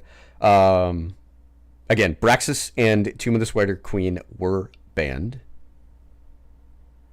I would like to see either a Cursed Hollow or one of the Diablo maps. Let's get the NGS Infernal Shrines in here. Oh man, again, it's always weird if Infernal Shrines is not a part of any set, even the best of 2s. I'm trying to think. Infernal is a very popular map. Cursed Hollow is a sneaky popular map in that a lot of teams can run specs and sort of merc and camping comps on that map as well. BOE is very popular as well. One of my favorite parts about Cursed Towers. is when a team goes for boss early. I don't know if we don't see it too often, but when a team goes for boss before the first curse even happens, I love that because it's like it's never expected because if they all go missing for a while, someone's going to go over there and check it. But if they can do it fast enough, it's really fun to see. Let's take a look and see where we are headed next. Yeah, the other fun part about Cursed Hollow, and this tends to happen for some reason in the games that I get, if one team is bullied early but can still find a way to pick up 2 curses, there's always the threat, like post 16, if you have 2 curses, 2 tributes rather, and at any time you pick up another objective, the game just kind of ends. So a lot of times teams pick these early game comps, they wind up getting ahead, they might even find themselves a keep, but if you allow your opponent the opportunity to pick up a tribute here and there, that late game curse is a win condition in and of itself. Oh, definitely. And that's, I think, another thing. I mean, we may see TNC give up the first half of the game again and then start sneaking back in. You never know. But TNC is definitely drafting for these team fights every time. But I was at Garrosh. I mean, that's the thing is they didn't even try to go against that Garrosh. They didn't ban him, and they didn't play any of the characters that could rotate without needing to go through Garrosh's direction. Okay. And no tank that they could get away from it either. All right, so we are headed to our final map shortly. We're going to fire our lobby up. All right, take a guess. It's not quite an old school map. It's a popular one, though. Where do you think we're headed? Not quite an old school map, but popular. I would say either BOE or Volskaya. We're headed to Towers of Doom. Towers of Doom. Oh, yes. Is this an interesting map and an interesting choice by Metball Now, and TNC. So do you know why TNC picked this map? Because it's the most likely that you could come back You can come back on because the game's never over. Oh, Towers man. of Doom is the map that is most likely for a comeback. So I do think that's kind of funny to see that on TNC's side.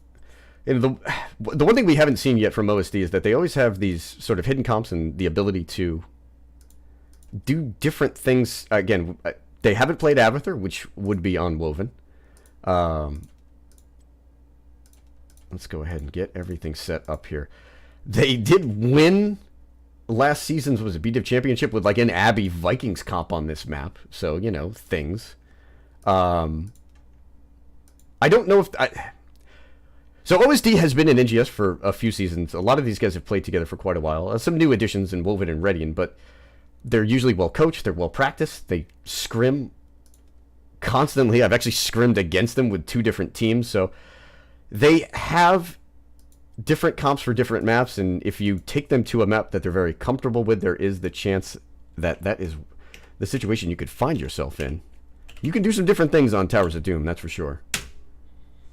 Definitely. And Towers of Doom is really an interesting one because of the characters that are picked on this map. Again, we have the same problem you have in Sky Temple, where a global is strong, but showing a global too early can make it to where you might lose the draft.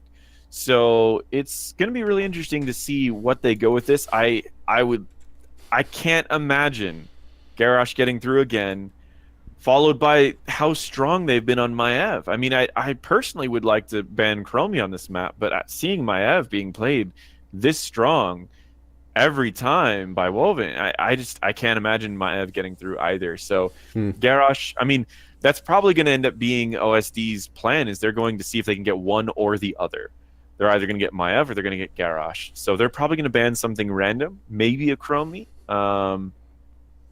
maybe even Genji. We've seen Metball playing a strong Genji, and Genji can stall objectives for a very long time. It's just an interesting set to kind of sit back and watch, because the ranged DPS heroes, I don't want to call them... they've been off meta picks. They've been unexpected. We've had 2 Kael'thas games. We had a Phoenix game, despite the threat of Varian, even though the Varian was paired with the Phoenix.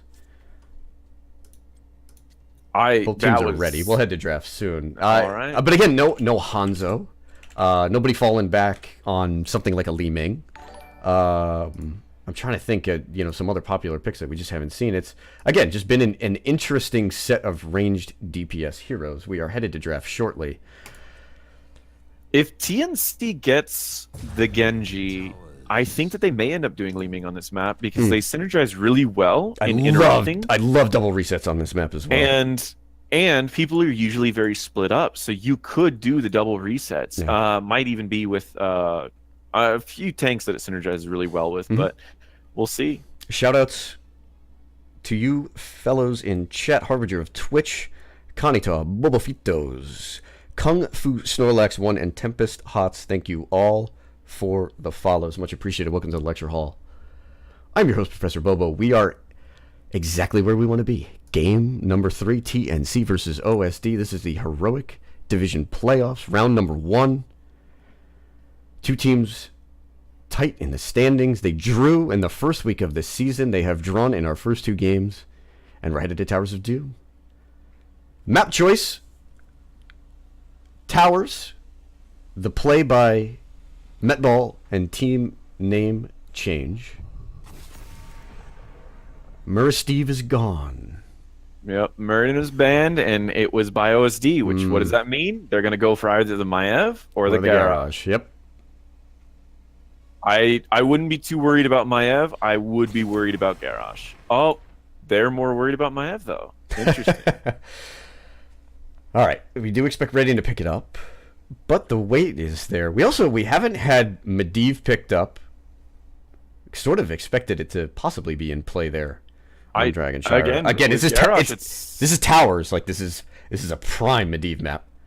Oh yeah, of course. Medivh's very good on this map. Garrosh, I can't imagine wouldn't be OSD's first pick here, followed by Garrosh. I mean, they're gonna need a tank that can jump away this time. They're gonna need either an ETC.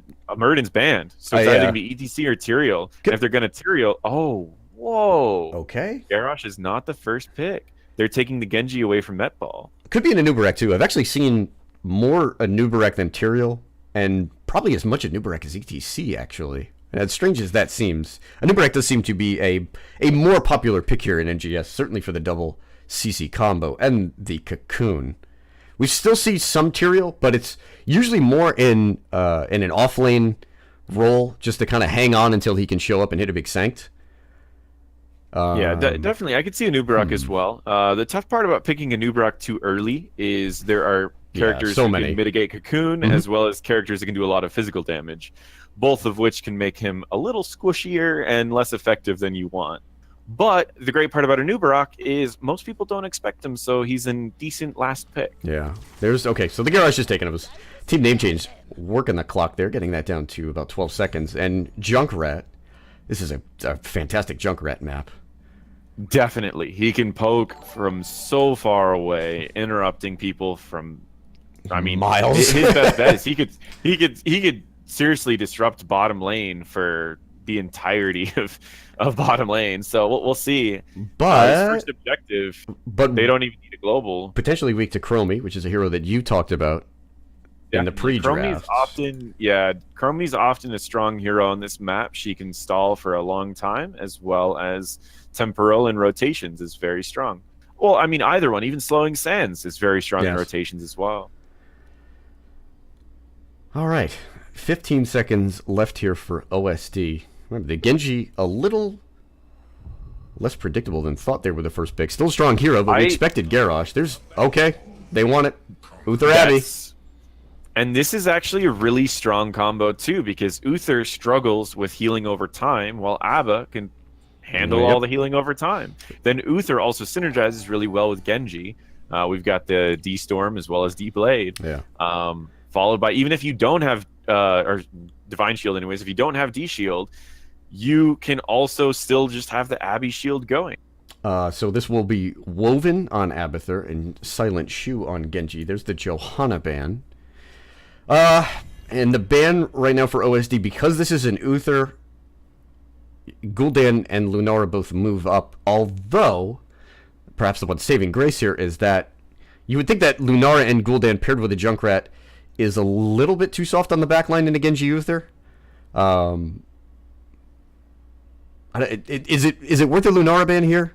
Again, the age-old counter to Uther, and she got stronger? No, they take the Illy away. Huh. The Illy's Interesting. No Dom. I don't know what the Illidan ban is about. Both teams have been doing the Joe and the Illidan ban, maybe just target bans. But what I will say is we may still see a Tyrael because the Sanctification could outlast a lot of the damage from this combo here. So just a quick peek at our Zadolv approved scouting reports. TNC has 3 Illidan games on the season. They are 2-1. They did play Illidan on Sky Temples. That's why we saw the first ban there. And they played him as well in back-to-back games, another Sky Temple game, and a Cursed Hollow match. So 3 Illidan matches, that I can see. But it does seem like, I don't want to say a desperation ban there, but maybe a little too finely targeted. We could also see a Malfurion who can route to follow up the Garrosh, who can... Sonya Malf, as called. Yep. Okay. And the other benefit to Malfurion is if they don't draft any more damage, Trank will out-heal the damage of Genji's D-Blade. So that is a possibility, but most likely they will be picking up a Li Ming as well as a tank. The Johanna ban was wise on the part of team name change. Johanna is one of Redian's best, if not best, tanks. And obviously a counter to Garrosh as well. Not really a counter, but just safe against him. Definitely. And, I mean, blind Sonya. She uses Wrath every time, so she Wraths, other than her spin, that her auto attacks are getting mitigated. So, and you got to remember, if she's blinded, it's harder for her to gain rage as well. So, it's definitely a strong counter to the teams that they like to play, because BD's been playing a lot of Sonya, and BD is a very good Sonya. Absolutely. So. Yeah, no, absolutely. It's I poke a little bit fun of the spin win build, but he's very good at it. So I think they need to go with the Li Ming and the Diablo and Malthael. Okay. Malthael is one of the strongest counters to Garrosh in terms of team fights, because you can finish him off with your ultimate ability. What they need to do, what TNC needs to do to counter the Malthael now is the Medivh. I would love it. I'd love to see a Medivh right now. And it seems like it would fit perfectly with what they have here. There are a lack of other heroes that are going to be able to jump in here and save you against what Malthael wants to do, unless you go into a double support. 30 seconds left on the pick here from TNC. Just taking a quick peek here. Yeah, no, I agree with you. The Medivh would just... I think the Medivh would be the best swing pick. This draft. But... and again, Malfurion, I would be surprised to see Twilight, just because Tranquility can out-heal almost all of their damage. TNC just doesn't play Medivh. The one thing I have seen them do in the past is go with hard double tank comps. Running things like Murder Diablo. I wouldn't do it against the Malthael unless you're going to be be Zarya. And Zarya could follow up a little bit, but... Well, they went deep into this draft pool, and they went with the Greymane. So they clearly stick to their plan. This again, the comp for team name change, it seems simple, but it's something that's effective and has worked over a long period of time. It's got map control, wave clear, a little bit of poke, and some finishing ability. But they are walking into a devastating combo. If OSD can pull this off, boy. The draft for OSD is cool. It's interesting. The draft for TNC might be considered boring, but it's strong, and it works exceptionally well on this map. Paradox, where are you going with this one?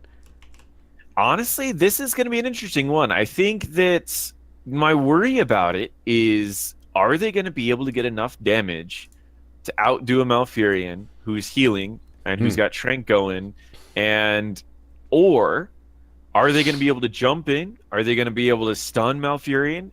And are they going to be able to just finish everyone off and get resets the entire time? Yeah. Because Genji Abba is already frustrating to deal with. He's going to be able to rotate lane to lane and have constant healing and never have to go back. So it's going to be a rough game. I definitely would have liked to see Medivh. The Greymane is just a lot of damage, though. It's just, like I said, it's not something that's in the hero pool there. Exactly. So, but the one thing I have to say is I like that, when you look at this draft, you look at the last pick, Greymane, they didn't panic and move into something crazy or unpredictable. They just wanted to stay the course and play their game. All right, game number 3. We'll start off with OSD, looking to secure the upset here and complete the comeback. Silent Shoe will be on the Genji, Woven on the Abathur, Redian on the Diablo, Trent on the Uther, and Corgi Booty on the Malthael. And on TNC side, Divine Fate did end up picking up the Garrosh. We have Smitty on Malfurion. We have Beatty back on Sonya again. We have Metball with an M on Junkrat and Netball with an N on Greymane. Oh, they did that on purpose, and it's frustrating. TNC has a lot of damage, and I don't know. This is going to be interesting. But we are seeing, again, a Diablo whose efficacy on the ladder has just dropped like a rock. And Devils do at level 1, so we'll see where the build goes for Dibbles as well. Yeah, it's going to be interesting to definitely see where this build, after all the Here's changes. Divine Fate. The throw, the combo. Radiant trying to get out. Netball winds up diving in on the Greymane. Everybody's okay. Yep, and that's exactly what they need against a Garrosh, is someone who, if you throw him in, a tank that can just bully up to a Garrosh and be able to get out. And that's really what Diablo has for this team, is Garrosh flips him in, and then Diablo just pushes his way back out again. So up top, Melthiel and Sonya trading off. Slight XP lead so far. This is always an interesting lane because if you ask the majority of the pro players who wins versus Sonya and Malthael, most people say that it's a trade back and forth, with it all coming down to if the spear lands. Yes. There's Metball immediately winds up eating a combo from Redian. Silent Shoe, not sure he could have secured the kill there. The roots played out were very good.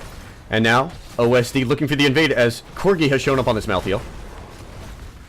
Good charge by Redian. Quick and a clean invade by OSD. That couldn't new have Diablo. gone any better for them. That's using the movement speed on Devastating Charge as opposed to the armor. Pro tip, kids, it's not the worst thing in the world. It has its uses. And now, it was clean. They didn't have to escort it because it was on the enemy team.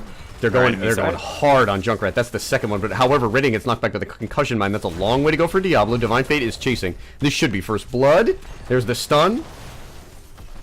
Doesn't yet have the throw. There's the throw. Silent Shoe and throw. Great hold. Great hold by Divine Fate. At least providing the opportunity for a second kill. They don't get it, but well played.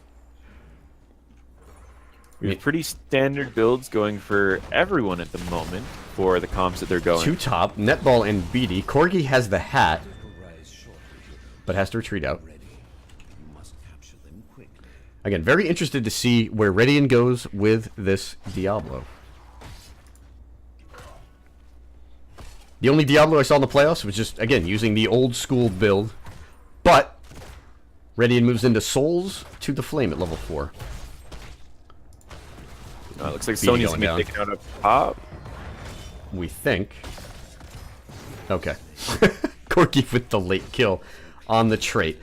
2v1 bottom. Silent Shoe down there now has the hat. Has a lot of damage on Metball. Genji should be able to interrupt them forever with the hat. So they need to essentially just wait, and they're going to have a 5v4 happening pretty soon. Here comes Redian. Divine Fate shows up at the same time, so both tanks are there and arriving. However, Netball on the Greymane is not involving himself. Smitty's in big trouble there. The concussion mine comes out, so Redian has to eat a few tower shots. 200 hit points on the Malfurion. Shu does not have Swift Strike. And OSD now will... Oop, there's a missed spear. Does that cause BD? That shouldn't... Okay. Yeah, BD should be fine. BD still has spin as well, so... This will cost the objective, though. Well, eventually, actually, Junkrat.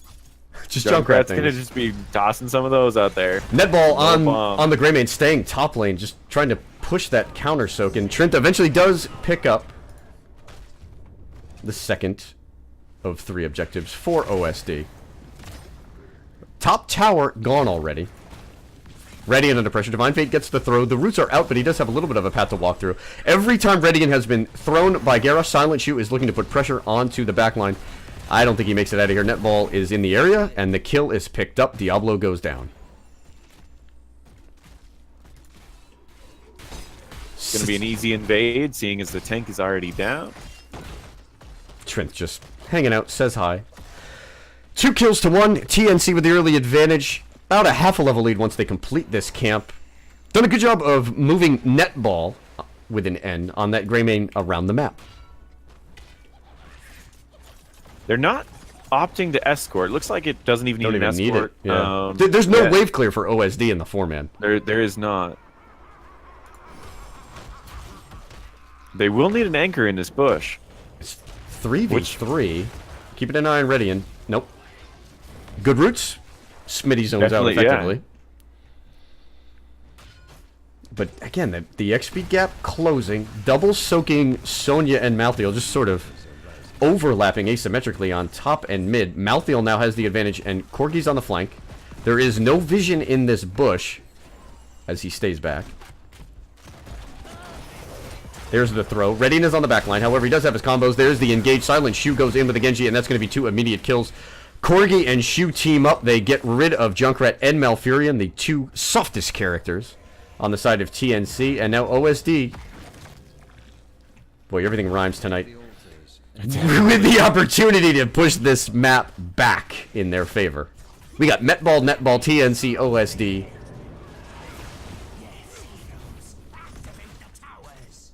And now 36-28 in terms of shots. We see a little bit of a tussle going up top for this camp. Garrosh is going in to help out. Corgi's been there, camp, yeah. Might lose bottom, They lose the or wall. at least wall. But again, there's no clear.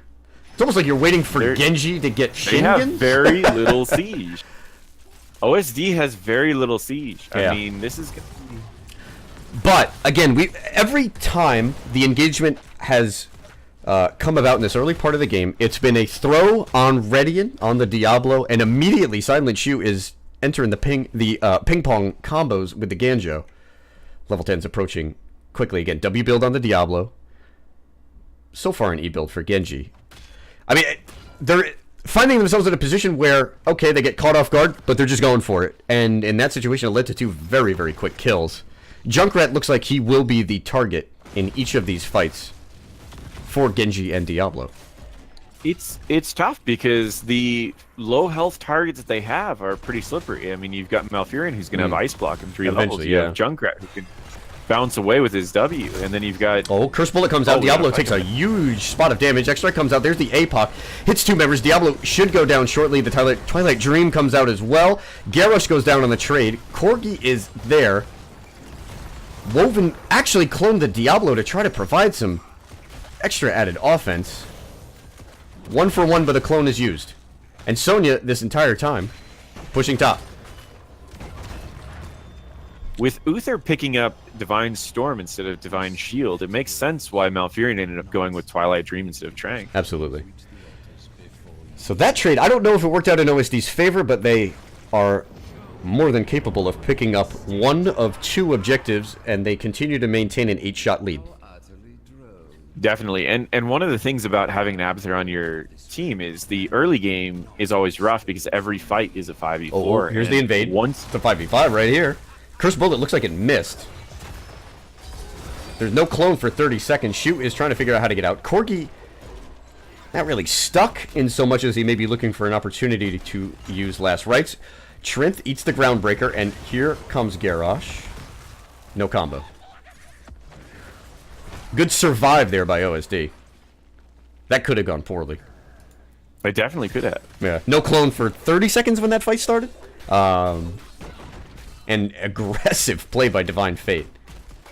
He's finally starting to see if he can find somebody other than Diablo. The Curse Bullet comes out. Diablo is down to a quarter health already. Redian trying to figure out how can he sustain through this. There's the Riptire.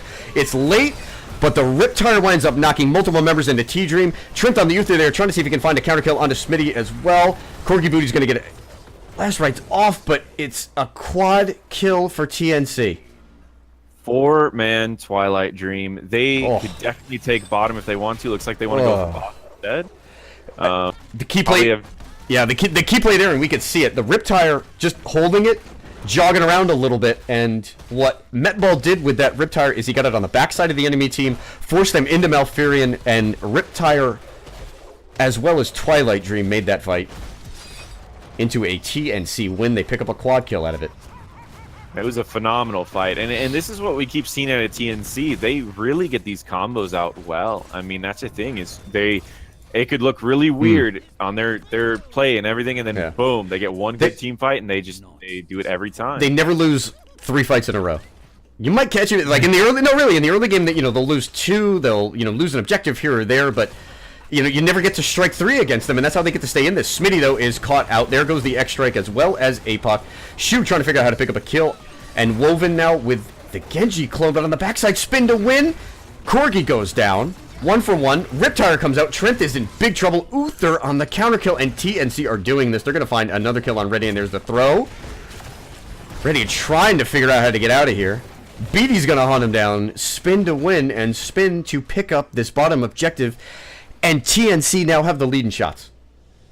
It happened so fast too. I mean, that's the craziest thing is BD was double soaking lanes, and then boom, he was down there, he was spinning, he was out healing all the damage they were doing to him. Even after their healer got caught, was killed, didn't care. He took most of the shots from Genji, just out healed it. I mean, spin build new meta. Can we get a video on this? Quick? Come on. I don't changing your mind. I can poke fun at it all I want, but it's BD effective. Is making it work. I know, 100%. And you know he had better because he talked just a little bit of extra smack there in the pregame. You better show up. And now TNC, after being behind 8 shots and behind in kills and objective, they're now up 10-6 in terms of kills. They have a 2-level lead. They're about to turn this into 16. Radiant is on the wrong side of this throw. Curse Bullet lands, and that is another dead Diablo. Shu under pressure here. There's the deflect. Eats the taunt. Twilight Dream to secure the kill. There's not enough clear to get rid of these sappers. There's one, there really 2, isn't. and 3. Wow. This was 36-28, and now 24-17 core damage in favor of TNC. It has been crazy, and we see Greymane taking the camp. We see Sonya taking a camp. Yep, they're going to dominate bottom. I mean, again, there's no siege damage. How is OSD going to pick this back up? Their best bet is to get this roaming game down. I mean, they're gonna have to have some body soaking or something. Yeah, they can only. I feel like they can only pick up one objective here, and this is the last Silver Linings, last of the triple altar phase. See if they can find. They gotta go right now. And they do. In fact, they use APOC and Last Rites just to try to secure the kill. So Sonya goes down. If they go for the left one, Abathur can secure the right one, or they're gonna have Malfurion. He's trying to counter push bottom. Okay. So they still were able to get 2. They got the catch. That was exactly what OSD needed to do. But they're gonna take shots from sappers here. I don't think Abby has this. In fact, Metball moving up. No, they're gonna take 3 shots, but they saved themselves 5. Here's Corgi. Radiant might be able to knock this around. Remember, no Sonya for 15 more seconds. That Divine Fate is trying to find yet another combo target. No 16s for OSD yet, as they're now a level and a half behind. But it's 18-12 in terms of shots. Is there a panic point here on towers? I've always thought that once it gets down, once your core health is down to 10, you might just have to be throwing bodies at the other team. I feel like the panic point's really at about 4. Okay. And the reason why is because that's the boss. Yeah. Even at 5, I mean, I'm worried, but I'm not like at the point where I'm just throwing everything trying to get something. Now, as long as they keep this one objective, 5 is going to be a lot closer than it actually is. So as long as they can keep this bottom lane.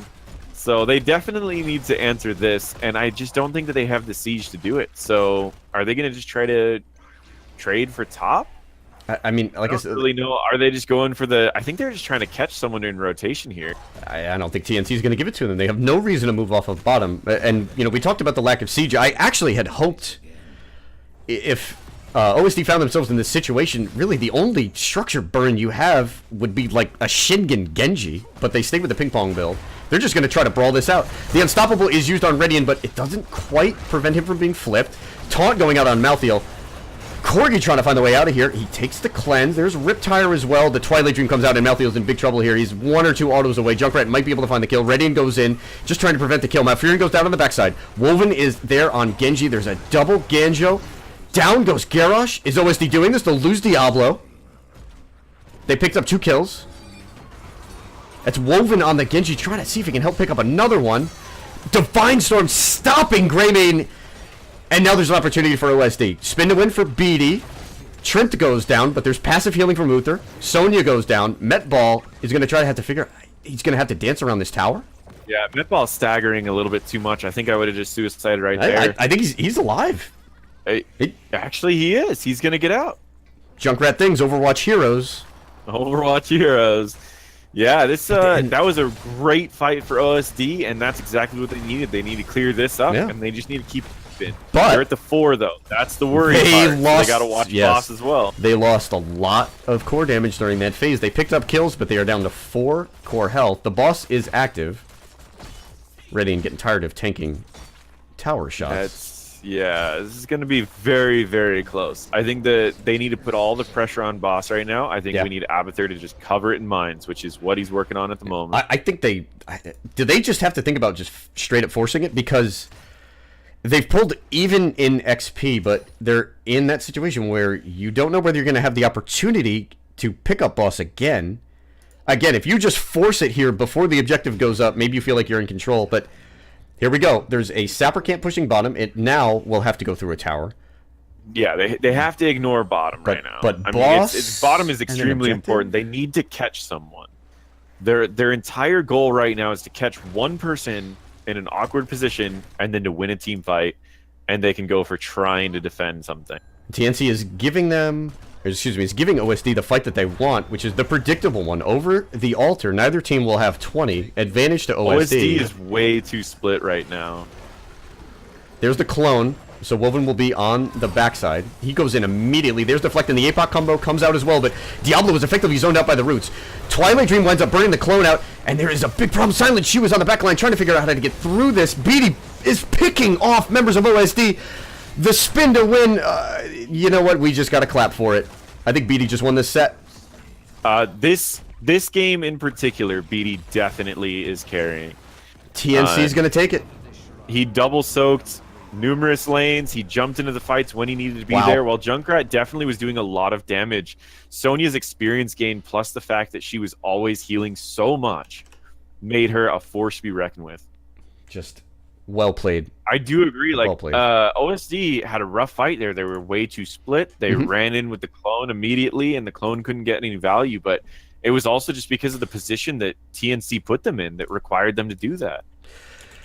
Yeah, that last fight, again, I thought TNC gave OSD exactly what they wanted. The predictable fight, the one where everybody just kind of bunched up. It was the last opportunity to fight uneven talent tiers, the last opportunity to even pick up a fight. We'll see if we can get Metball in for the interview. But Twilight Dream only hitting a clone, but, you know, really that just did the trick. That clone went in early, and there was a good zoning roots, if you will, there by Smitty. After Diablo pops APOC, he is effectively zoned out. We're going to jump over in our lobby, and we are going to have Metball as TNC takes it, moves on. Let's go see if we can pick him up. And I believe they'll move on to play 2+2, the number 1 seed. Yeah, I believe so. All right, let's join us, friend. We're trying to queue up Metball. My apologies here. Chat, thank you for sticking with us. We'll have Metball soon. There were a couple of sort of pivot points over the course of that game. We talked about the Dragonshire game where Corgi's dig was interrupted, and eventually OSD does pick that up. And then again, in that set, it's Beatty. Just doing work over the course of 3 games on Sonya. Just a standout performance from him. Beatty, he's a very, very good Sonya, and I can poke as much fun as spin to win. It's an unusual build, but he made it work every game. I'm trying to get Metball in here. He should join us shortly. So Paradox, your first co-casted set here for NGS. Thoughts? It was a lot of fun. I really enjoyed it. Hopefully everyone else was entertained at least, because I watched Mongoose and you do it yesterday, and it was amazing. So I hope I had big shoes to fill. I hope I filled them even a little bit. But yeah, it was a lot of fun. These were great games to watch. I think all 3 of them were really, really strong games. Metball should be. Hello? Hey, what's happening, friend? Congratulations. Thank you. Feels good. Really good. I would hope it would feel good, man. You are the victor in this situation. All right. I'm trying to figure out exactly where to start. We did signal out a couple of your team members. It certainly seemed like Beatty backed up the trash talk. Talk about your solo laner over the course of these 3 games. Really well. We were debating through multiple, what heroes We ended up going with Sonya. Mhm. I think it paid off in the end. To be honest with you, we were thinking a lot to Haka Blaze. It's kind of obvious that they're really strong heroes right now. So we were kind of messing around with all that stuff. But yeah, we were able to do so much. Just let BD control it, put pressure where he needs to be putting pressure. Yep. And he just controlled the soul lane, which enabled us for the whole map. Over the course of the 3 games, we saw some different map picks: Sky Temple, Dragonshire, and Towers. Again, not the popular ones this season.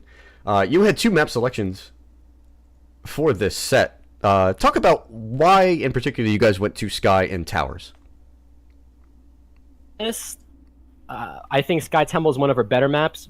Right now, out of the current map rotation, we honestly have a lot of good maps. So we were kind of messing around with it. Temple is definitely one of those maps that we can just definitely fall back to. We have a pretty good way of just playing the map. It fits a lot of our heroes. Interesting in how it's built, and a lot of people kind of, once you get some sort of objective, they're like, oh, it's GG. You just play past and still the game. But there's a lot more to the map, at least in my opinion, and that you can just play around that.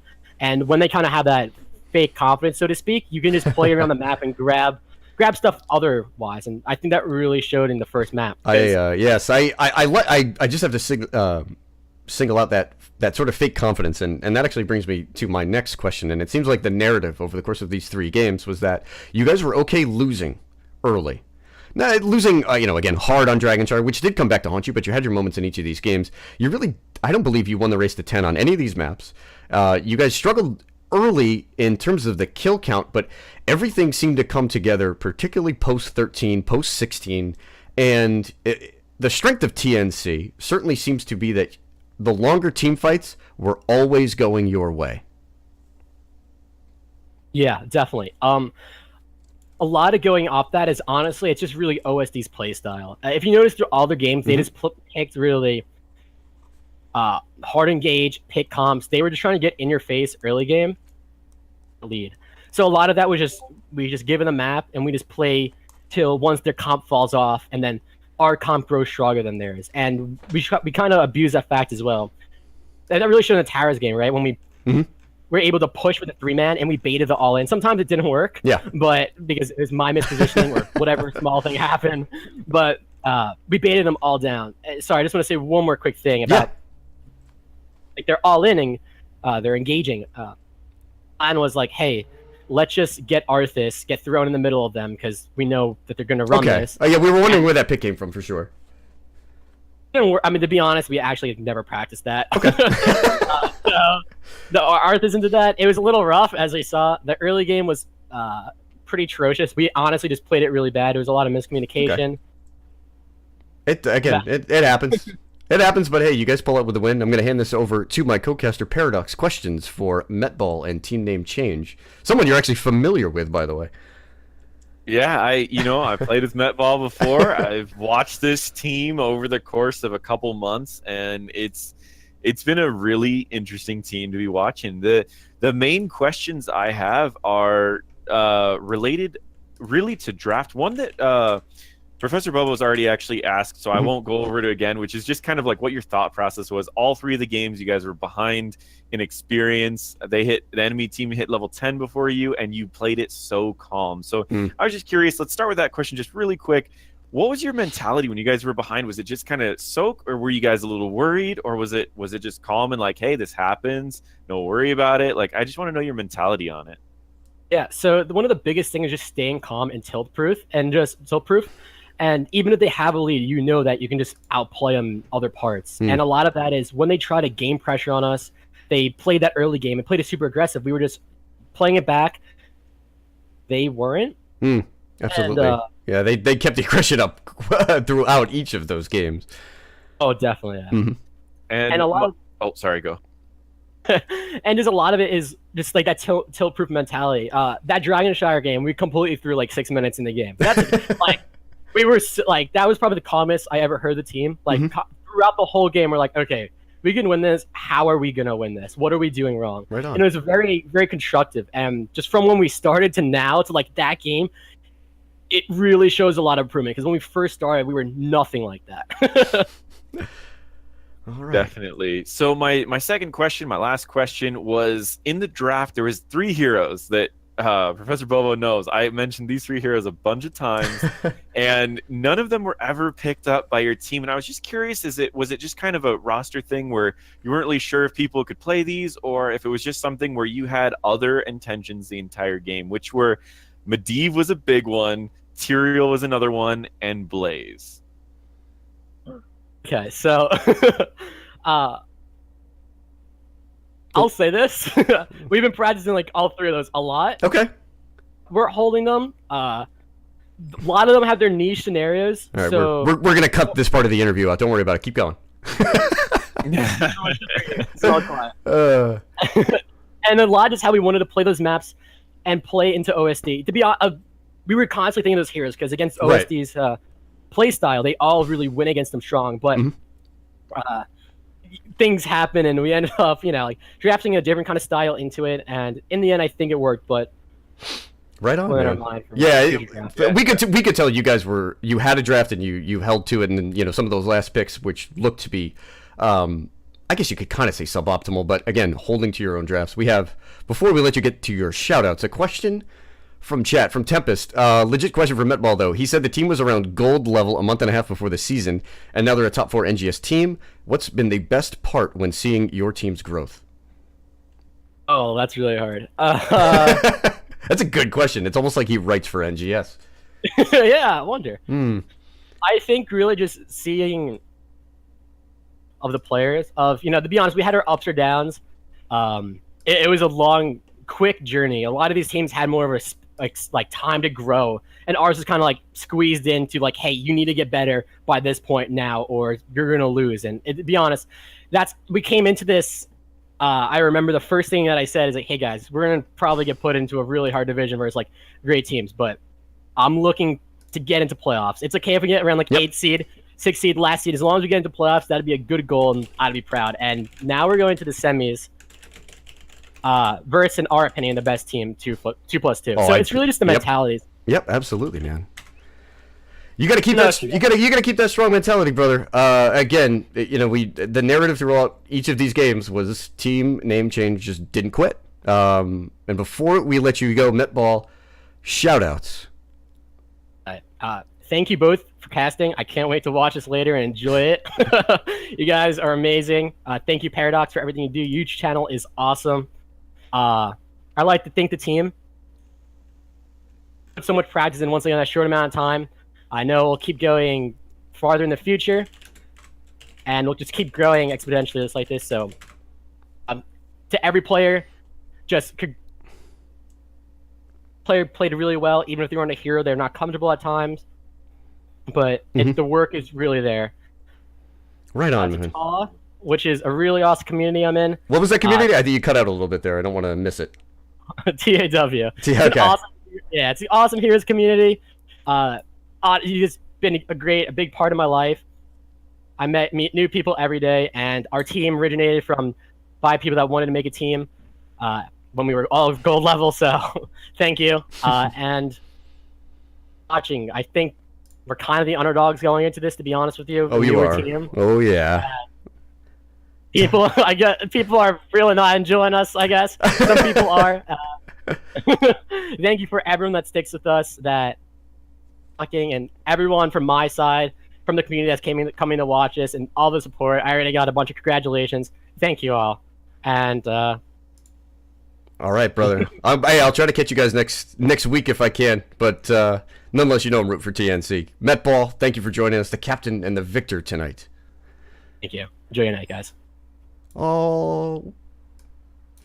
Alrighty. So, Paradox, we're going to head over to G-Zone's stream shortly. One more thing. Did we mention MVP this game? Are we still... We're sticking with BD? I think we are. I feel like we're sticking with... I feel like we're sticking with BD. I mean, Divine was very good in a lot of... Like, Game 1, Lurden hopping in at the right times. Game 3, Garrosh throwing everyone. But they were all so good. But I feel like BD, I don't know.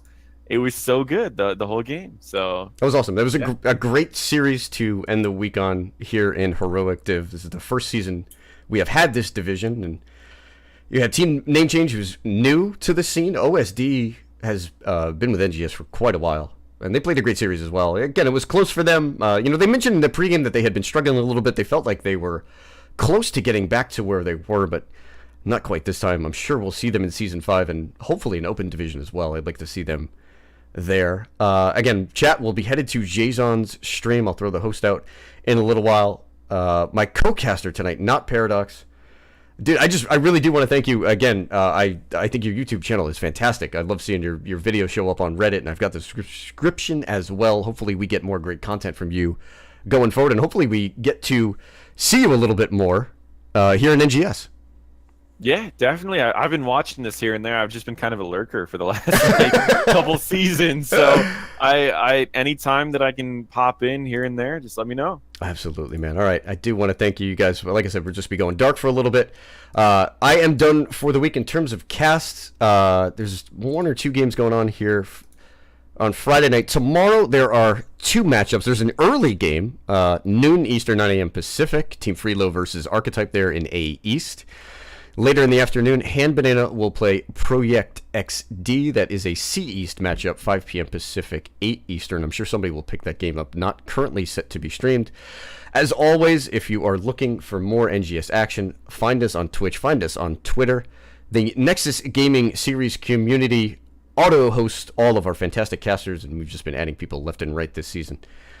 Once again, I am your host for the evening, Professor Bobo. I want to thank everybody for joining you here in the lecture hall, and a gracious thank you again to Not Paradox for joining me. Seriously, it was a pleasure to have you here, and super awesome that I could find you in chat and bug you to get on to this cast. Again, I appreciate you for inviting me. Right on, man. All right. Thank you, guys. Good night, and we will see you next time.